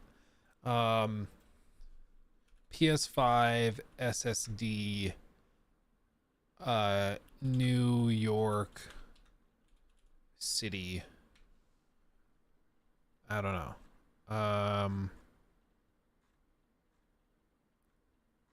I don't see it. Do you guys remember what I'm talking about? It was like it was a whole thing where it was like, holy crap, how did they manage to do that? It just like demo maybe.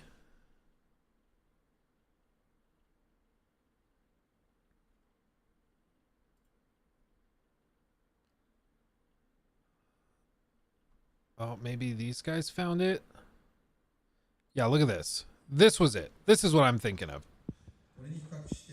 So this was them showing the under development version on the PS4 Pro versus the PS5, showing different loading times and stuff in the game. And then they're going to show them like zipping through the city on the PS4 Pro version of the game, and then what the PS5 is able to do. So like PS4 Pro can't keep up with it, keeps chugging, has to load in sections, just not fast enough. And then they show the PS5 Pro, or PS5 rather, doing it effortlessly because of the SSD. And I think that like this little demo, they were like, see, we can get this working. Look how fastly you can travel. That's ridiculous. And they're like, how do we put that into the game? How do we make that something you can do? And the wind tunnels are how they did it.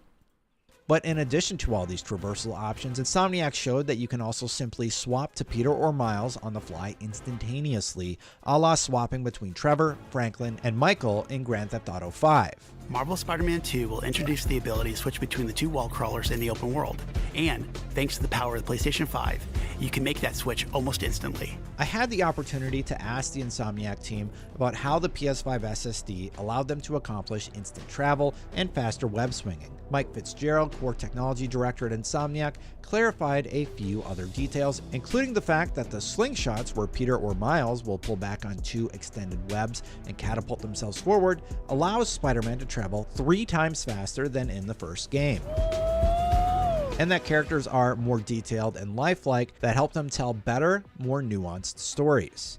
Insomniac also noted that the DualSense controller is being used in some unique ways, like a minigame that we got to play in the reactor that will force you to pull the triggers with just enough pressure to move on to the next segment. And they outlined that the audio team took the time to develop the soundscapes for missions so that 3D audio can be fully utilized. Ambisonics and positional audio were used for objects in the scene, making for a more realistic audio experience, making for clearer indications of the player versus a target location. I'm the only one. More notably on the graphics side of things, Spider-Man 2 will only have two visual modes, visual and performance. The third mode was removed because no matter which you choose, ray tracing will be turned on by default. The baseline for performance mode will be what was previously referred to as performance ray tracing mode, with a better frame rate and resolution simply because the PS5 can handle it. Fitzgerald clarifies, there's no mode in this game that has the ray tracing turned off because there's really no need for it. We figured out how to deliver what is the right Spider-Man picture and visuals, and we want to make sure every player is seeing that. Touche. I mean, we'll see. I think it was Star Wars Jedi Survivor had ray tracing on all the time, and it led to some weird things because they had to pretty much rely on FSR2 to upscale it to make it look decent. But in this game, it doesn't seem like those same issues are present, so it's probably just Insomniac magic, but we'll see. Visuals of Spider-Man 2 are impressive. The character models are more expressive when delivering their lines, resulting in more believable performances from the actors that will in turn do a better job of pulling at your heartstrings. The ray-traced reflections add more depth and realism to the world. Breakable environmental additions make it feel like you've succeeded in unleashing havoc in an area after a devastating combo. But my favorite improvement in Spider-Man 2 is the heavily reworked combat. Now, both Peter and Miles have a wide array of abilities and gadgets at their disposal, but more on that in a moment. What do you guys think the odds are that there's going to be a little nod to Spider-Man 3 in this with the Venom suit? Do you think that there's going to be like the whole dancing down the street, you know, with Tobey Maguire doing finger guns and stuff? Do you think that's going to be in this? If it's not, I'm actually going to be disappointed. Like, no joke, I will actually be a little bummed if that's not. If there's not even just like a little nod to it. Yeah, the Black Raimi suit is in it, so it's not like they're ignoring that. But there's gotta be some little nod, right? There's gotta be. Maybe a Bully Maguire suit. Yeah, that would be great. Well, with like the weird bangs. Remember, like, they're like, how do we make him look dark and brooding? Let's give him bangs. Dude, the Spider-Man 3 will go down in history as one of the weirdest movies of all time, but it's so good. I was exploring in the open world. There were several different mission types to see, meaning that... Yeah, exactly, Pre-I, just like that one. Hello, darkness, my old friend. Yet again, we will have no shortage of side missions to get lost in. Personally, I will always favor the combat arenas, and I spent so much time enjoying them that I lost track of time and never got to experience the aforementioned lizard boss fight for myself. I was too busy trying to perfect my combat skills in the arena, gawking at the ray-traced reflections on everything, staring in awe at the sheer amount of traffic, pedestrians, and puddles and everything. That's funny. So bro didn't even get to take on the boss fight. When I went to that Ubisoft, or attended that Ubisoft play test for, let's see, at that one there, for AC Mirage, it was funny because they told me like 15 times, you need to hurry, you need to make sure you're working your way through this, because if you don't, you're not going to get to see the black box mission and you're going to miss out on it. It's going to be really lame. So like, you got to make sure you're hurrying and keeping good time. And then this guy's just like, I forgot. I'm sorry. I forgot. I forgot about it. I'm sorry. I'm so sorry. I don't even know, like, dude, you've been assigned by IGN to play this and then you just totally miss the boss fight at the end of it. Like, what? I mean, I would think that that would be like a problem, right? Did he think that they were just capping? Did he think like, no way, don't let me finish? They're gonna let me finish. I'm gonna do all of this first. Maybe it's just crazy to me that he would potentially like miss all that. That's crazy. Okay, there we go. I think that works. Okay, back to it. every scene, or stopping an assault in progress as it popped up on their minimap.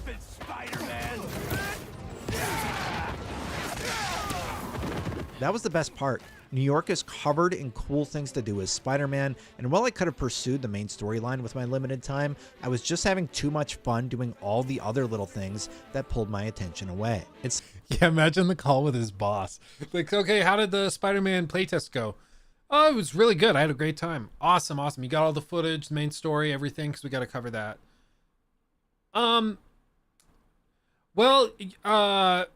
Not real. I didn't get to finish it. I didn't get to do the boss fight, but I was having a really good time.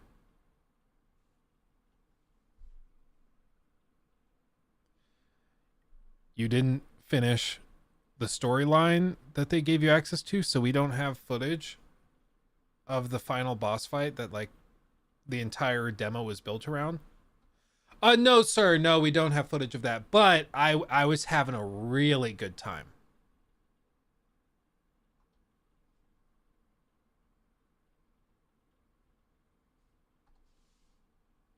Hello? Dude, I would have killed to have heard that. That would have been so funny. Insomniac also... Yeah, Sony gave him B-roll footage, I'm sure. Yeah. I mean, but surely that must have been an awkward phone call.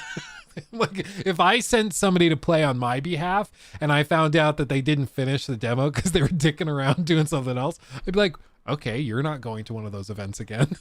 Like, it's so stupid. Oh, but man. I wonder if GameSpot recognizes Miles now has even more exaggerated swagger. That's the question, my friend. That's the real question. And Manny, thank you for becoming a member. Appreciate you. Yeah, I got footage of me trying this one combo over and over and over again. But don't worry, I eventually got it. Also noted that there will be missions that only Miles or Peter can complete, so it sounds like my quest to clear the map is going to be filled with variety. But to dive into combat a bit more, the enemy density is really ramped up and will sometimes offer you a bit more of a challenge than you may expect. In Spider-Man, you could maybe get away with using your main attacks, but in Spider-Man 2, I found that more often than not, I absolutely needed to use my Venom abilities and gadgets in the combat sections. The one small critique I have is that the new not dodgeable parry indicator color is red, and that's the same color as other things you need to dodge, like a bullet from a rooftop sniper.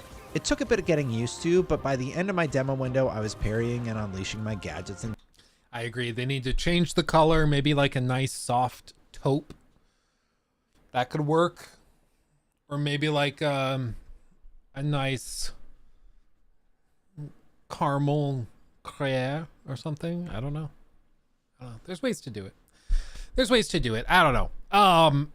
One thing I will say about the original Spider-Man is that some of the combat encounters did start to get tedious by the end of the game. It was like, okay, another wave of enemies. Here we go. So if there's like more variability in them and more gadgets and stuff to use, I'd be down for that. But hearing that it's even more dense and it's just waves of enemies coming at you, that's kind of disappointing to me. Maybe it's just the section they played, but I like the bigger, like, more elaborate boss encounters and stuff. But again, it might just be the section they played, because after all, we know they didn't get to do the boss fight, so it's okay. But he was having fun though. Venom abilities with ease. Look, what the hell is taupe? Google it. It's a color. And before getting into combat, if you're still whatever you're expecting, you could not in a billion years expect what you're going to see when you look up taupe. It will shock you to your core. Undetected, you can use web lines to traverse a battlefield, and I love the layer this adds as you're taking out enemies in the stage. Never saw it coming. Gadget-wise, we only had access to the web grabber, which we've seen before, and upshot, which would attack opponents with bursts of electricity. In an upward fashion? Sounds ominous. I'm afraid now. It reminded me of when Robert California in The Office was like, you would never be able to guess my favorite ice cream. And they're like, chocolate? No. Vanilla? No. You could not guess my favorite chocolate or my favorite ice cream flavor. In a billion years, you will never guess it. Never. Miles also No blueberry. Again, not in a million billion years. had access to Venom abilities like Chain Lightning, Power Taupe flavored, yeah. or Overwhelming. Sorry, everybody. I'm getting distracted. Miles also had access to Venom abilities like Chain Lightning, Power Overwhelming, or the Venom Smash Jolt. Those attacks and gadgets are very easy to execute by simply holding L1 for Venom abilities or R1 for fast gadget access, and that makes combat incredibly fluid. It will also force players to pick and choose the strongest combinations of 8 to pair together as you patrol the streets of Manhattan, Brooklyn, and Queens. Right. We also got a look at the symbiote surge. Basically, Peter goes into rage mode a la God of War and wrecks everything in the vicinity. There's a cooldown on it, just like rage mode in God of War, so after you've attacked everybody for a little bit, the timer will wear out and you'll have to rely on your core abilities. The cherry on top of an already impressive gameplay session was when they let us get a sneak peek at some of the new costumes that Peter and Miles will be able to wear when web slinging around the city. In total, Insomniac says there are 65 suits to unlock, and that each has different variations, bringing the grand total to 200 different combinations you can wear. In the build, we saw Miles had a 2099 10th anniversary Borakua, an encoded suit, while Peter had the classic black suit, web black suit from the Sam Raimi films, Secret Wars Civil War suit, and... What the hell is Borakua? What is that? To me, it just sounds like somebody with a speech impediment trying to say Barracuda. What is it? I don't have any idea. A punkalyptic suit. A punkalyptic. I'm sorry, that's funny. That's funny. A punkalyptic. He gets a mohawk. Wow. Tokusatsu? That's kind of cool. Biomechanical suit. I kind of like that one. The Red Spectre. Okay. Agimat. Orantia. 25th century suit. That's trippy. Stone monkey suit. What the hell is a stone monkey suit? Are these just from comic books I've never heard of? I don't know. I'm not up to date with my Spider-Man outfits. Available for wearing. And for the suit tech upgrades, your classic health, damage, focus, and traversal perks were available. I know these are his boots, but it just kind of reminds me of socks. It just makes me think like, upgrade your socks for better traction or more cushioning. And for the suit tech upgrades, your classic health, damage, focus, and traversal perks were available, with the latter option focusing on things like web speed with your web wings. I had high hopes for Spider-Man 2, and this preview did nothing to stifle my optimism. I cannot wait to see what the rest of Spider-Man 2 has in store.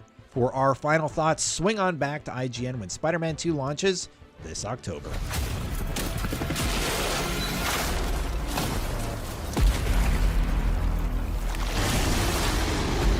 Yeah, it looks really good.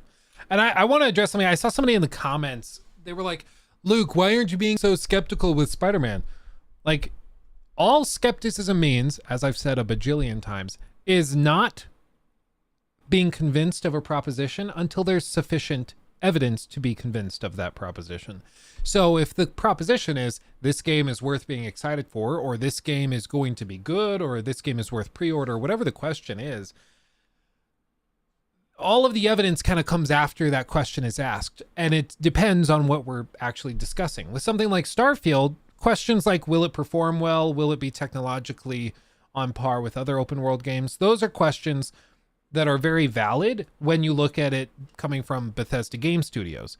If it was coming from Rockstar, there would be very little question about its technological prowess. Of course it's going to be phenomenal because that's what Rockstar always is able to pull off.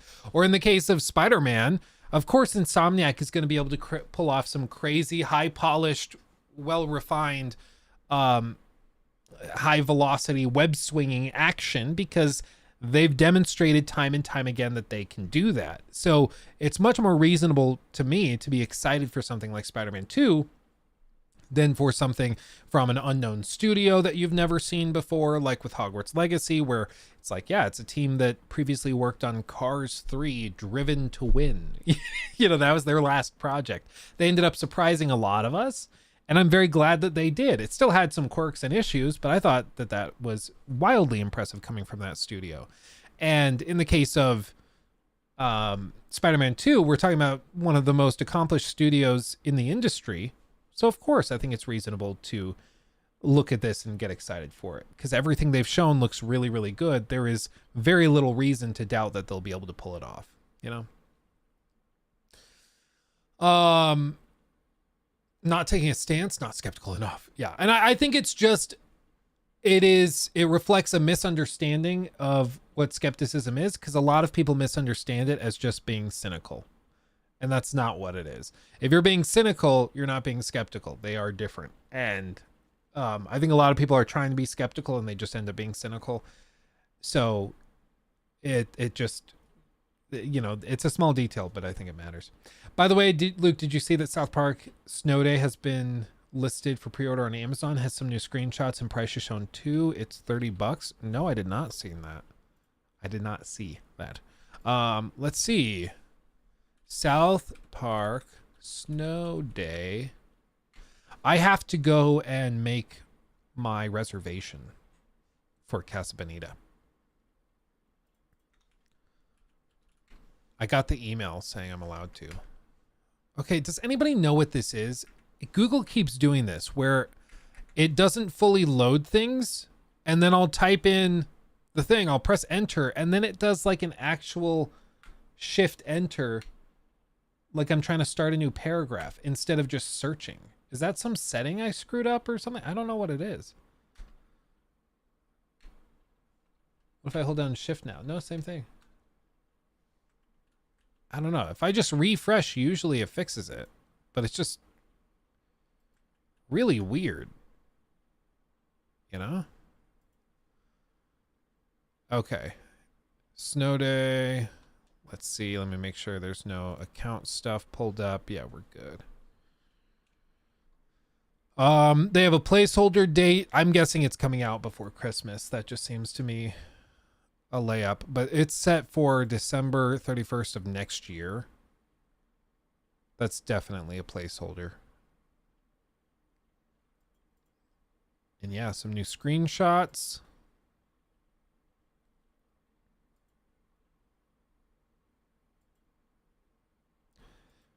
It's really weird.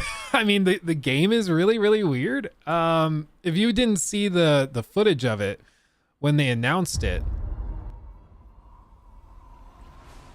like, it's from a, as far as I know, unknown studio. It's THQ Nordic, but the actual team, Question, I haven't heard of before. Whoa, kid! It's so beautiful! It's a snow day, the most magical of days in a young child's life. Yes! Yes! There's no kid! It's a snow day!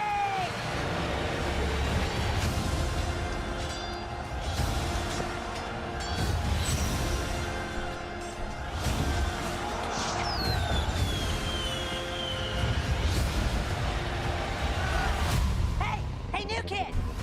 It's a snow day, dude! No ski, everybody! No ski! Like, it actually looks like it could be pretty fun. Like, you know, it's a goofy, stupid little game, but it actually looks like it could be fun. And at $30, I think that makes sense. They have a pre-order price guarantee, which means sometimes changes between the time an item is listed for sale and the time it's released and shipped. Whenever you pre-order an eligible item for pre-order price guarantee, the price we charge when we ship it to you will be the lowest price offered by Amazon.com between the time you place your order by the end of the day of the release date. A pre-order price guarantee message will appear on your order summary during the checkout process. So basically, if you pre-order this now at 30 and then they raise it to 40 or 50 or whatever, you'll still pay 30. That's cool. I'll give them credit for that. That's cool. But I don't know. It just seems like a fun little spin-off game. Play with friends in 4-player co-op. Yeah, I don't know. I'll be checking it out. We'll see. We'll see. I'm open to it. I wanna love it. I wanna love it dearly. and softly. Okay, now should we shift? Does Amazon ship for release day or after? In my experience, on launch day. But I know some people have had other luck with it. Chuckle Brothers, Senpai Luke, please notice me. I've noticed you. Luke, will you do a collab with Maddie about Starfield since you both pretty much finished with it? Would love to see that discussion. I'm down. I'm always down to chat with him about it. I don't know if he wants to chat with me about it. I don't know. Like I said, he got really weird when I wanted to do a collab with him on the Creation Engine 2. He just like totally shut down. Again, I don't know if it's that he was kind of like, he didn't like that I was bumming him out on his hype or something. I don't know, but it was weird. We were like planning the collab and everything, and then he just ghosted me. It was weird.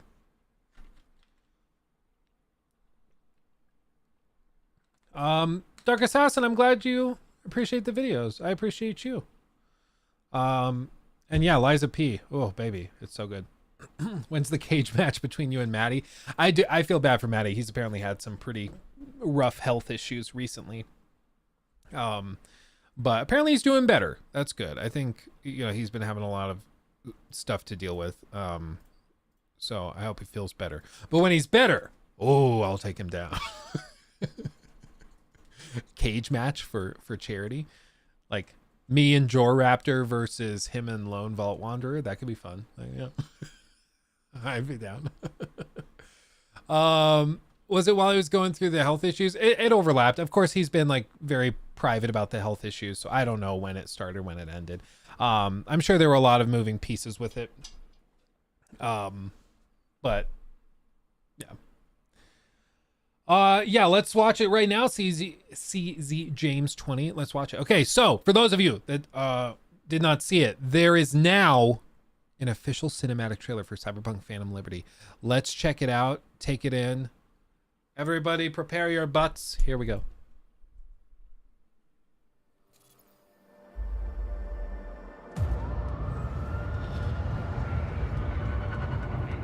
This is it. Trust me. You know I do.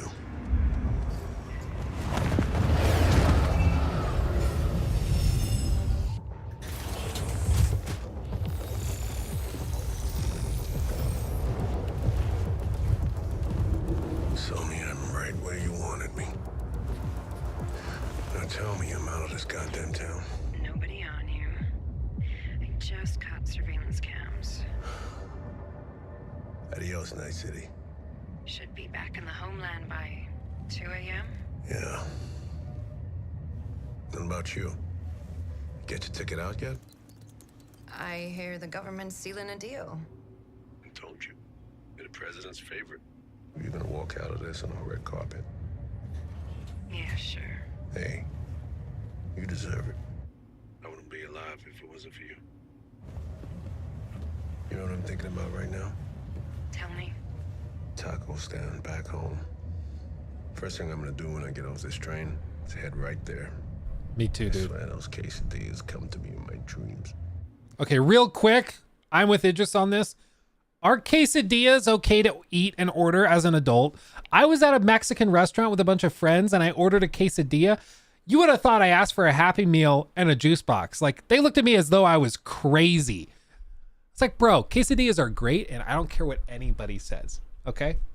I am my own human being. I am an adult and I love quesadillas. Stand with me, everybody. Quesadillas are an okay food to order as an adult. It's just, they're so good. They're so good. I feel persecuted. Oh man. This sure sounds tasty. Yeah. You were the one that took me there in the first place? Yeah. I remember now. Well, listen, when this is all over, you gotta take a break, you hear me? Tell me, do you copy?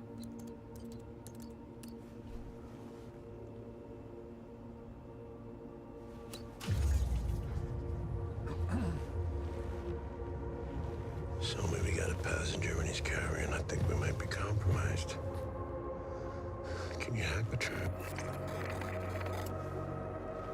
Betrayal!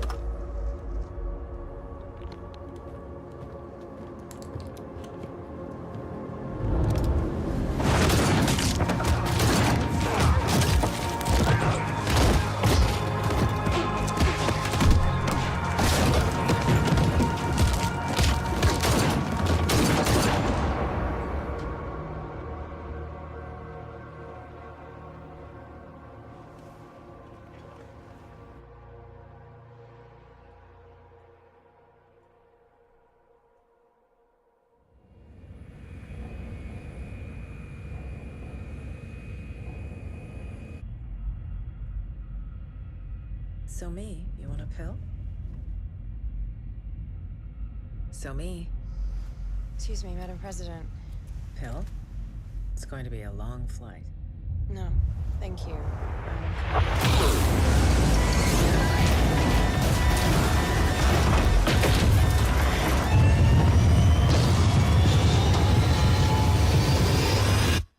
I wouldn't be alive if it wasn't for you.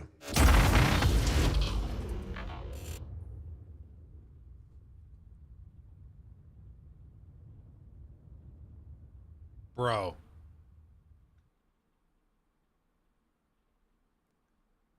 That's a badass trailer right there. One thing I have a problem with, because I'm me, and of course I do. So me. Excuse me, Madam President. Pill? It's going to be a long flight. It's going to be a long flight. If you're cruising at 81,200 feet, there is like 0 air resistance, and you're flying on Air Force One. Why the hell would it be a long ass flight? Like I would be shocked if this thing can't go supersonic. Right? Like, are they just flying all the way around the globe? Maybe, in which case, perhaps it's long. But I can't imagine that in 2077, if you're cruising at 81,000 feet, that it's going to take a while. Going to visit Lucy on the moon, maybe. Maybe they're flying to Mars. Perhaps. Perhaps. I don't know. In the Cyberpunk universe, is there space travel? I have no idea. Long is subjective. Exactly. Things I think are long, a lot of other people don't think are long. It's weird. I'm a child. It's okay. I'm a child. Ignore me. Oh, man. Yeah, and Idris Elba. Dude, I would give my life for him. He is... Man.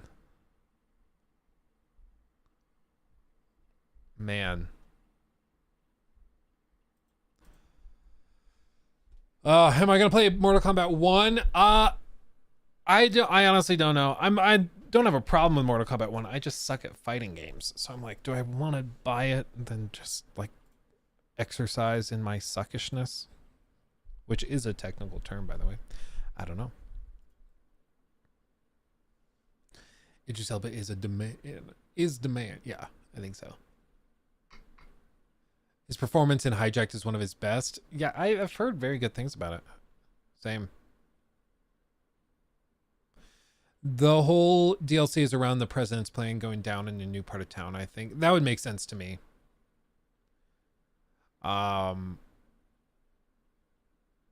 Does it fix the core issues of the game? I think 2.0 is meant to fix the main core issues with the game. And then the DLC is just the new thing in that playground with the improved mechanics and everything. So my understanding is that 2.0 fixes the game definitively, and then the DLC comes like 5 days later and is going to offer people a whole new suite of things to do in that fixed version of the game. I still want to see what 2.0 brings to the table, but the fact that they've been working for 3 years on improving the base game, then they have this 2.0 update that they're really hyping up that apparently changes a lot of stuff.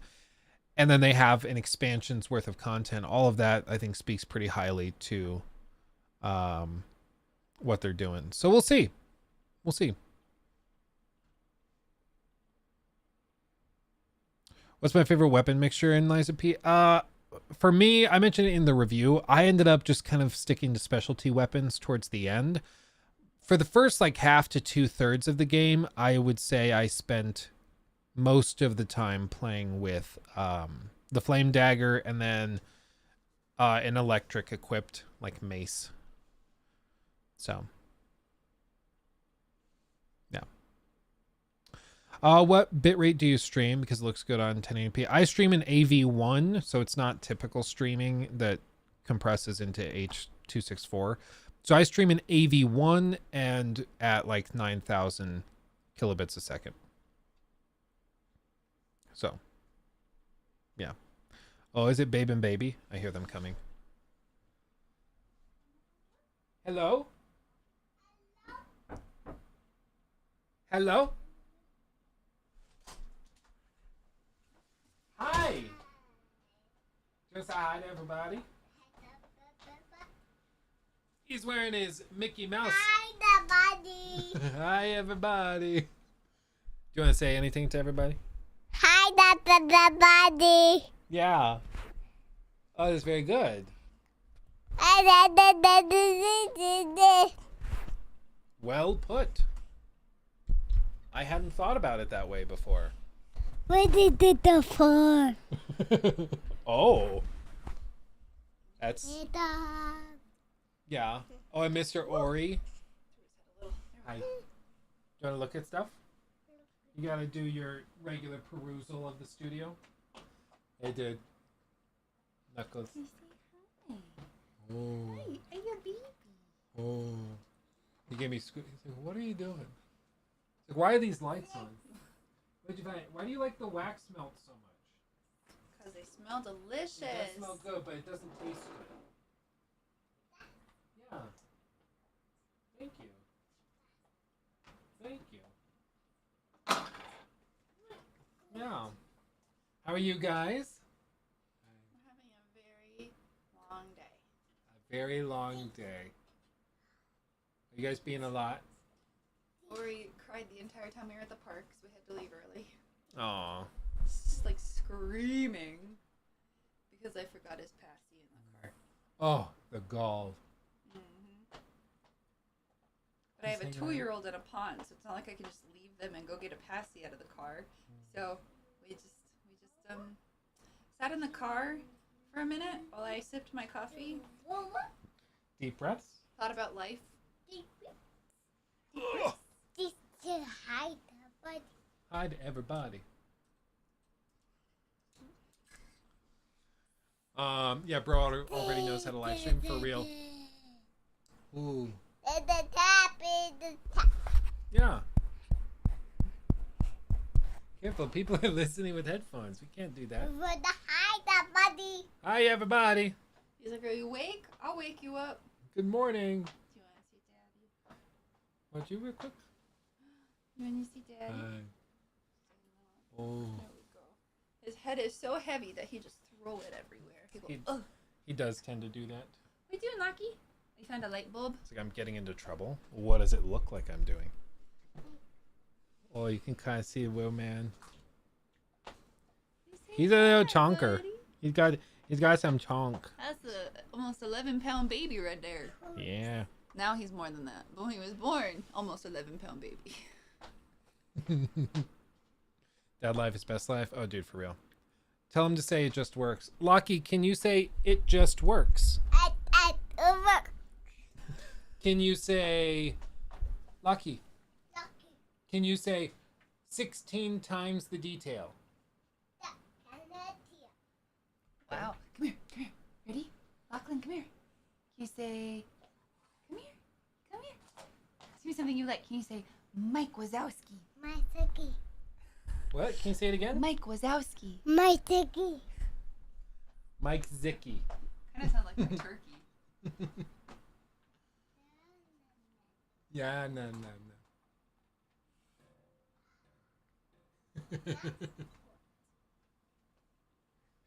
Oh, he grabbed the wax melt again. Can I smell? He's gonna be a great reviewer. Yeah, he's already practicing.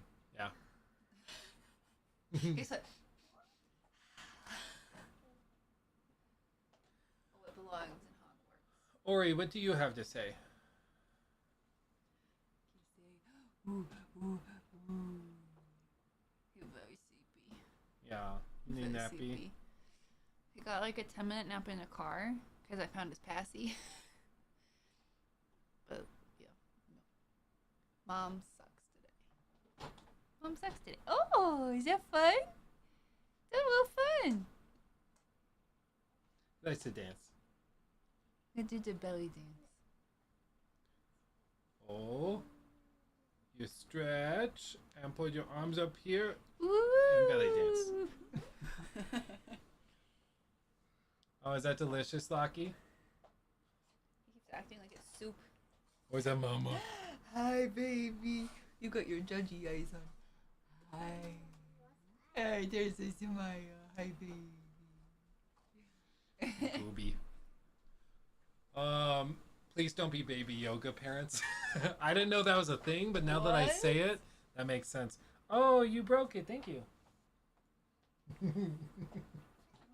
I can't wait to build Legos with him. Right now, he's just in the phase where he wants to destroy the Legos. Eventually, he'll get to the place where he wants to build the Legos. So, we'll get there. He added a wax melt to Hogwarts. Oh. That's what he, yeah. It's what you never knew it needed. One is going to be a Sony guy. The other's going to be a Microsoft fella. The start of a rivalry. It would be really funny if one of them is like a Sony pony, the other's an Xbot. That would be really funny. Thank you, Mohammed. I think so too. They're pretty cool. Do you have any closing words, Mr. Ori? Oh. It's like, no, I'm bored. Yawn. Oh.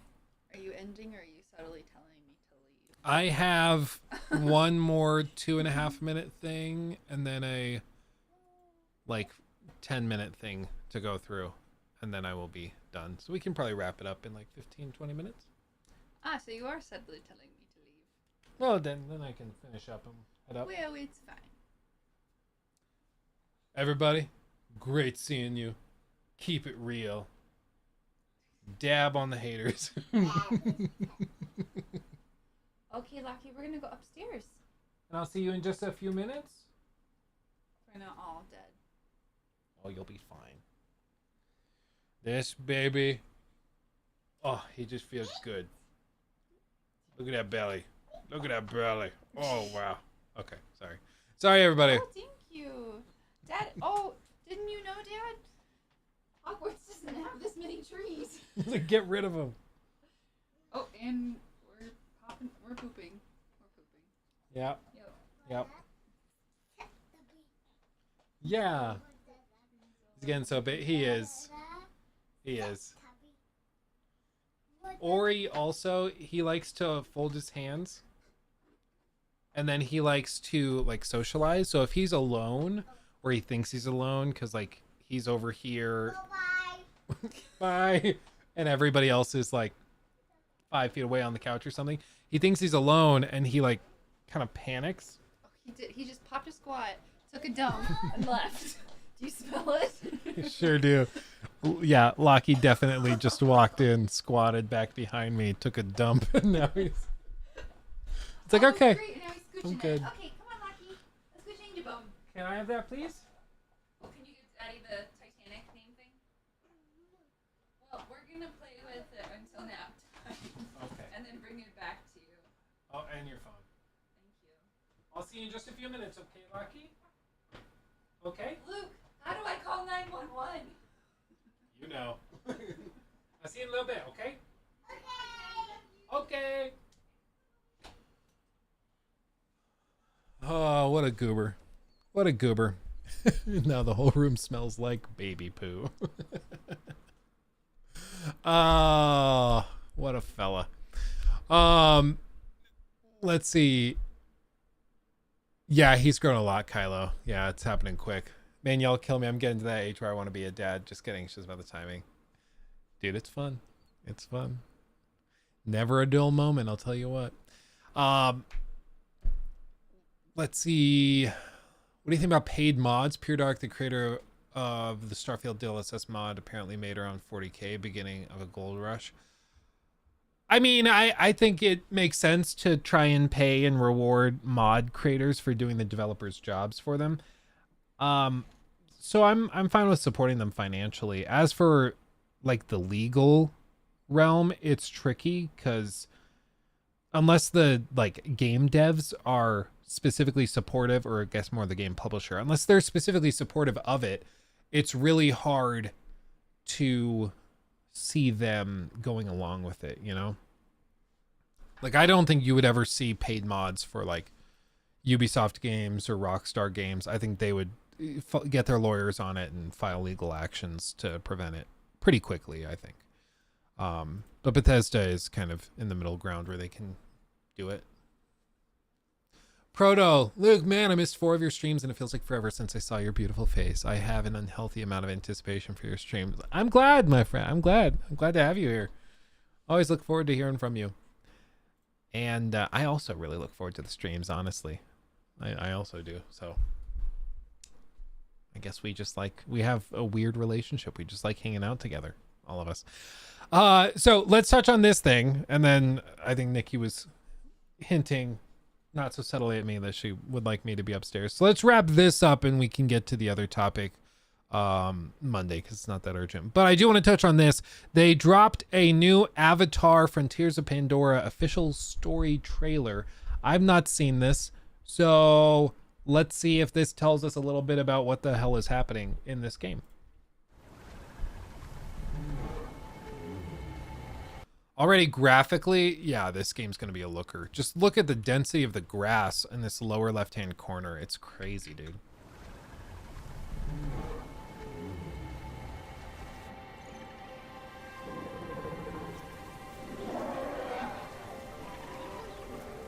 I am Na'vi. Now, you are what I made you! I was abducted by the RDA and trained in their ways. For 15 years, they kept me from my world and my people. Wait. You have the mark. You are Sorrento.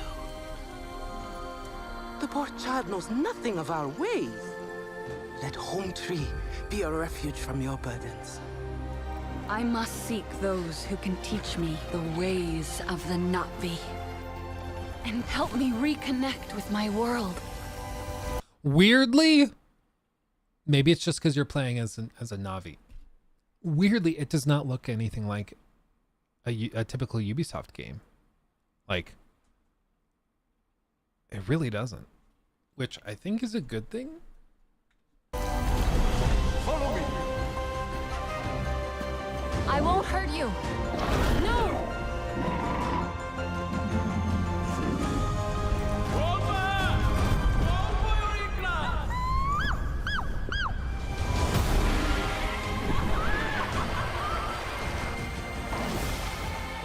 You are starting to think like a Na'vi. Now, we will teach you to ride like one. Now Pandora is under attack again.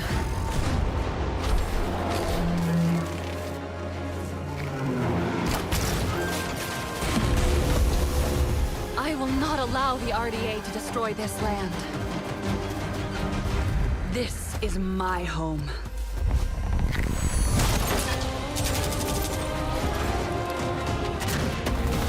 The Na'vi will fight on your side against the RDA.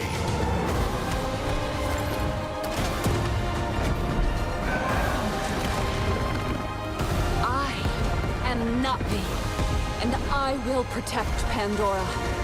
Sivako!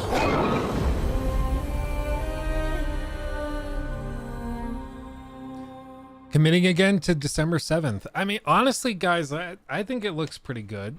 Everybody's been like, oh, but it looks like Far Cry in the world of Pandora, which is perhaps fair. I mean,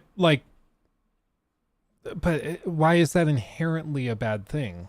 Like, first-person shooters are derivative for sure, but having an entirely new setting, different weapons, combining both actual guns and bows and melee weapons and stuff.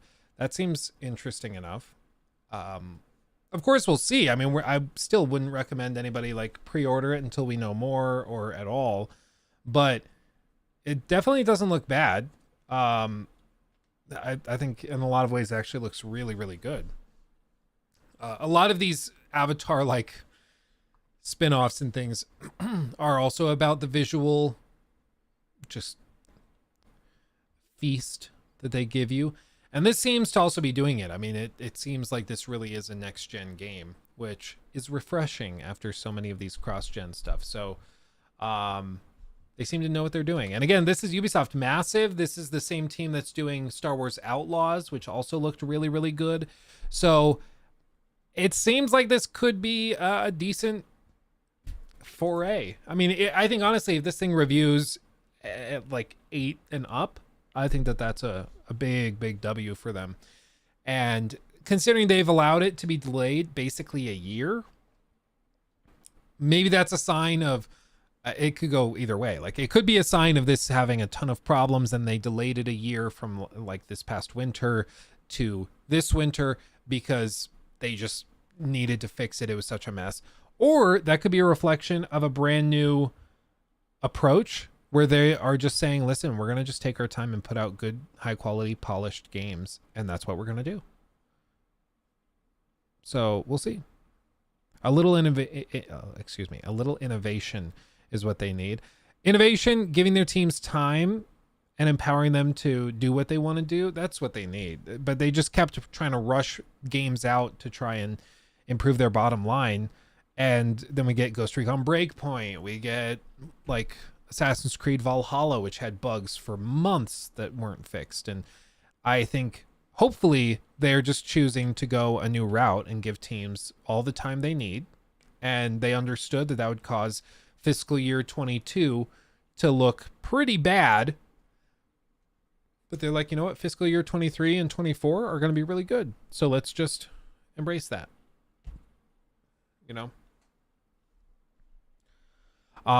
So we'll see. We'll see. I mean, but honestly, like we've all been, I talked about this on the podcast with Joe Raptor, I think just the other day. It was in this most recent episode, might have been in the later one, but we mentioned this, how it feels like Avatar has been strangely silent and then they drop this, which is cool. I am getting the impression that they're just waiting for AC Mirage to be out and then they're going to start showing a lot more. We'll see, I guess, what it actually is, but they seem to be just kind of giving each of those games their own space to breathe, which is going to be a good thing.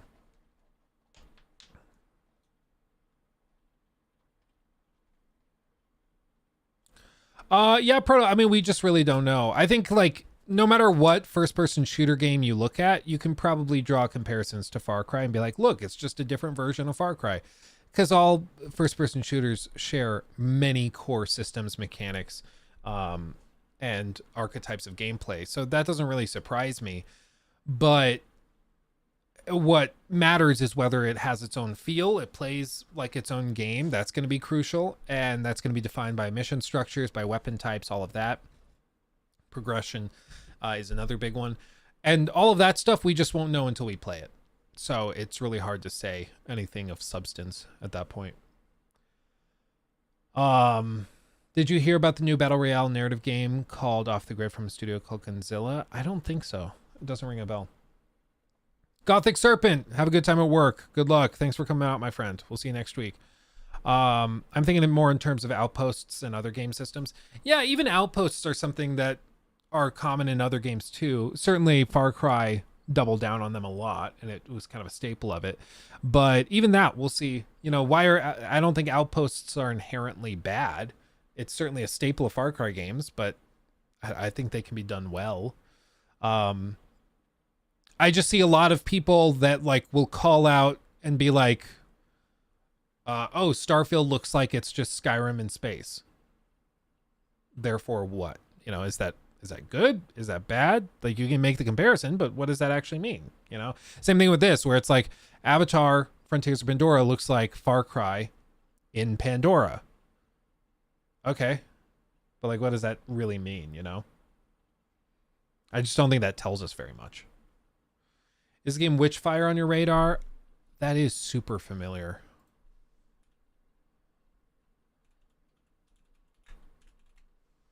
That's like super, super familiar.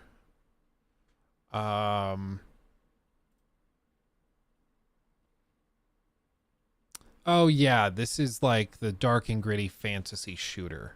Yeah, yeah. Yeah, the name was super familiar. Yeah, that rings a bell. Project Zomboid, I don't think so. I don't think I've dug into that. For instance, Helldivers 2 looks very samey, and I kind of lost interest after the state of play yesterday. Yeah, I mean, it's certainly, in terms of innovation, there can be things that are just not improved from release to release, and that's always underwhelming and kind of, I think can lower excitement because it'll just feel like more of the same. But at the same time, I think with Avatar, it's going to be entering a new IP, or it's going to be their first entrance into a new IP. And that for them is almost in and of itself. I mean, it's going to be starting a new IP. So even if it plays similarly to the other stuff that they've done, it's like a little piece of dust or something. That's weird.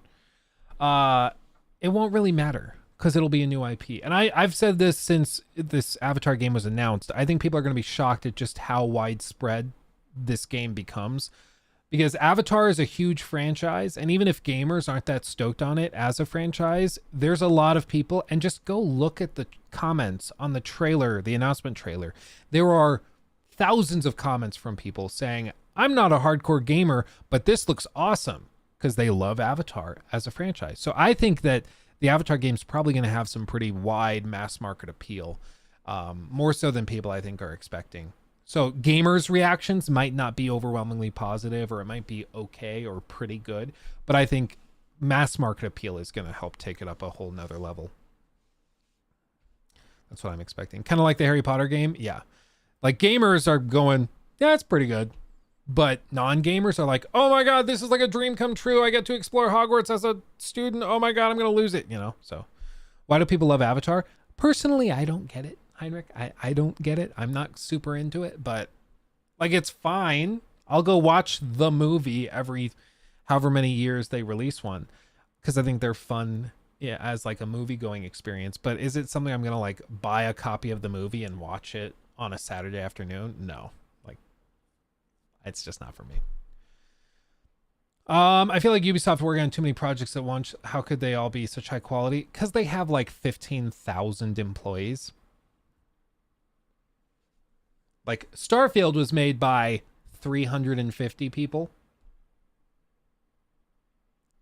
Ubisoft has like 15,000 developers. That's why they can juggle so many things all at once. It's crazy. I don't get the Avatar craze there. It's kind of the self-fulfilling thing where everybody's going to see the movie, so everybody goes and sees the movie because they want to be like everybody else and they want to be in on the same conversations. So it's the same thing. Anyway, guys, I hear the baby's crying. I'm gonna go help Nikki. So thanks for hanging out with me. Thanks for chilling. You all are amazing. You make these streams wonderful every single time we hang out. I am truly fortunate to get to spend my time with you guys. You are all fantastic. We will be back Monday with more fun and crazy hijinks, and we will, we also posted the Lies of P review today, so go check that out. That just went up. If you haven't seen it, go check out the Lies of P review. Fantastic game. You should definitely get it and play it. As for everything else, much love. You guys are fantastic. Thank you to all of the super chats, all the new members. You guys are wonderful there too.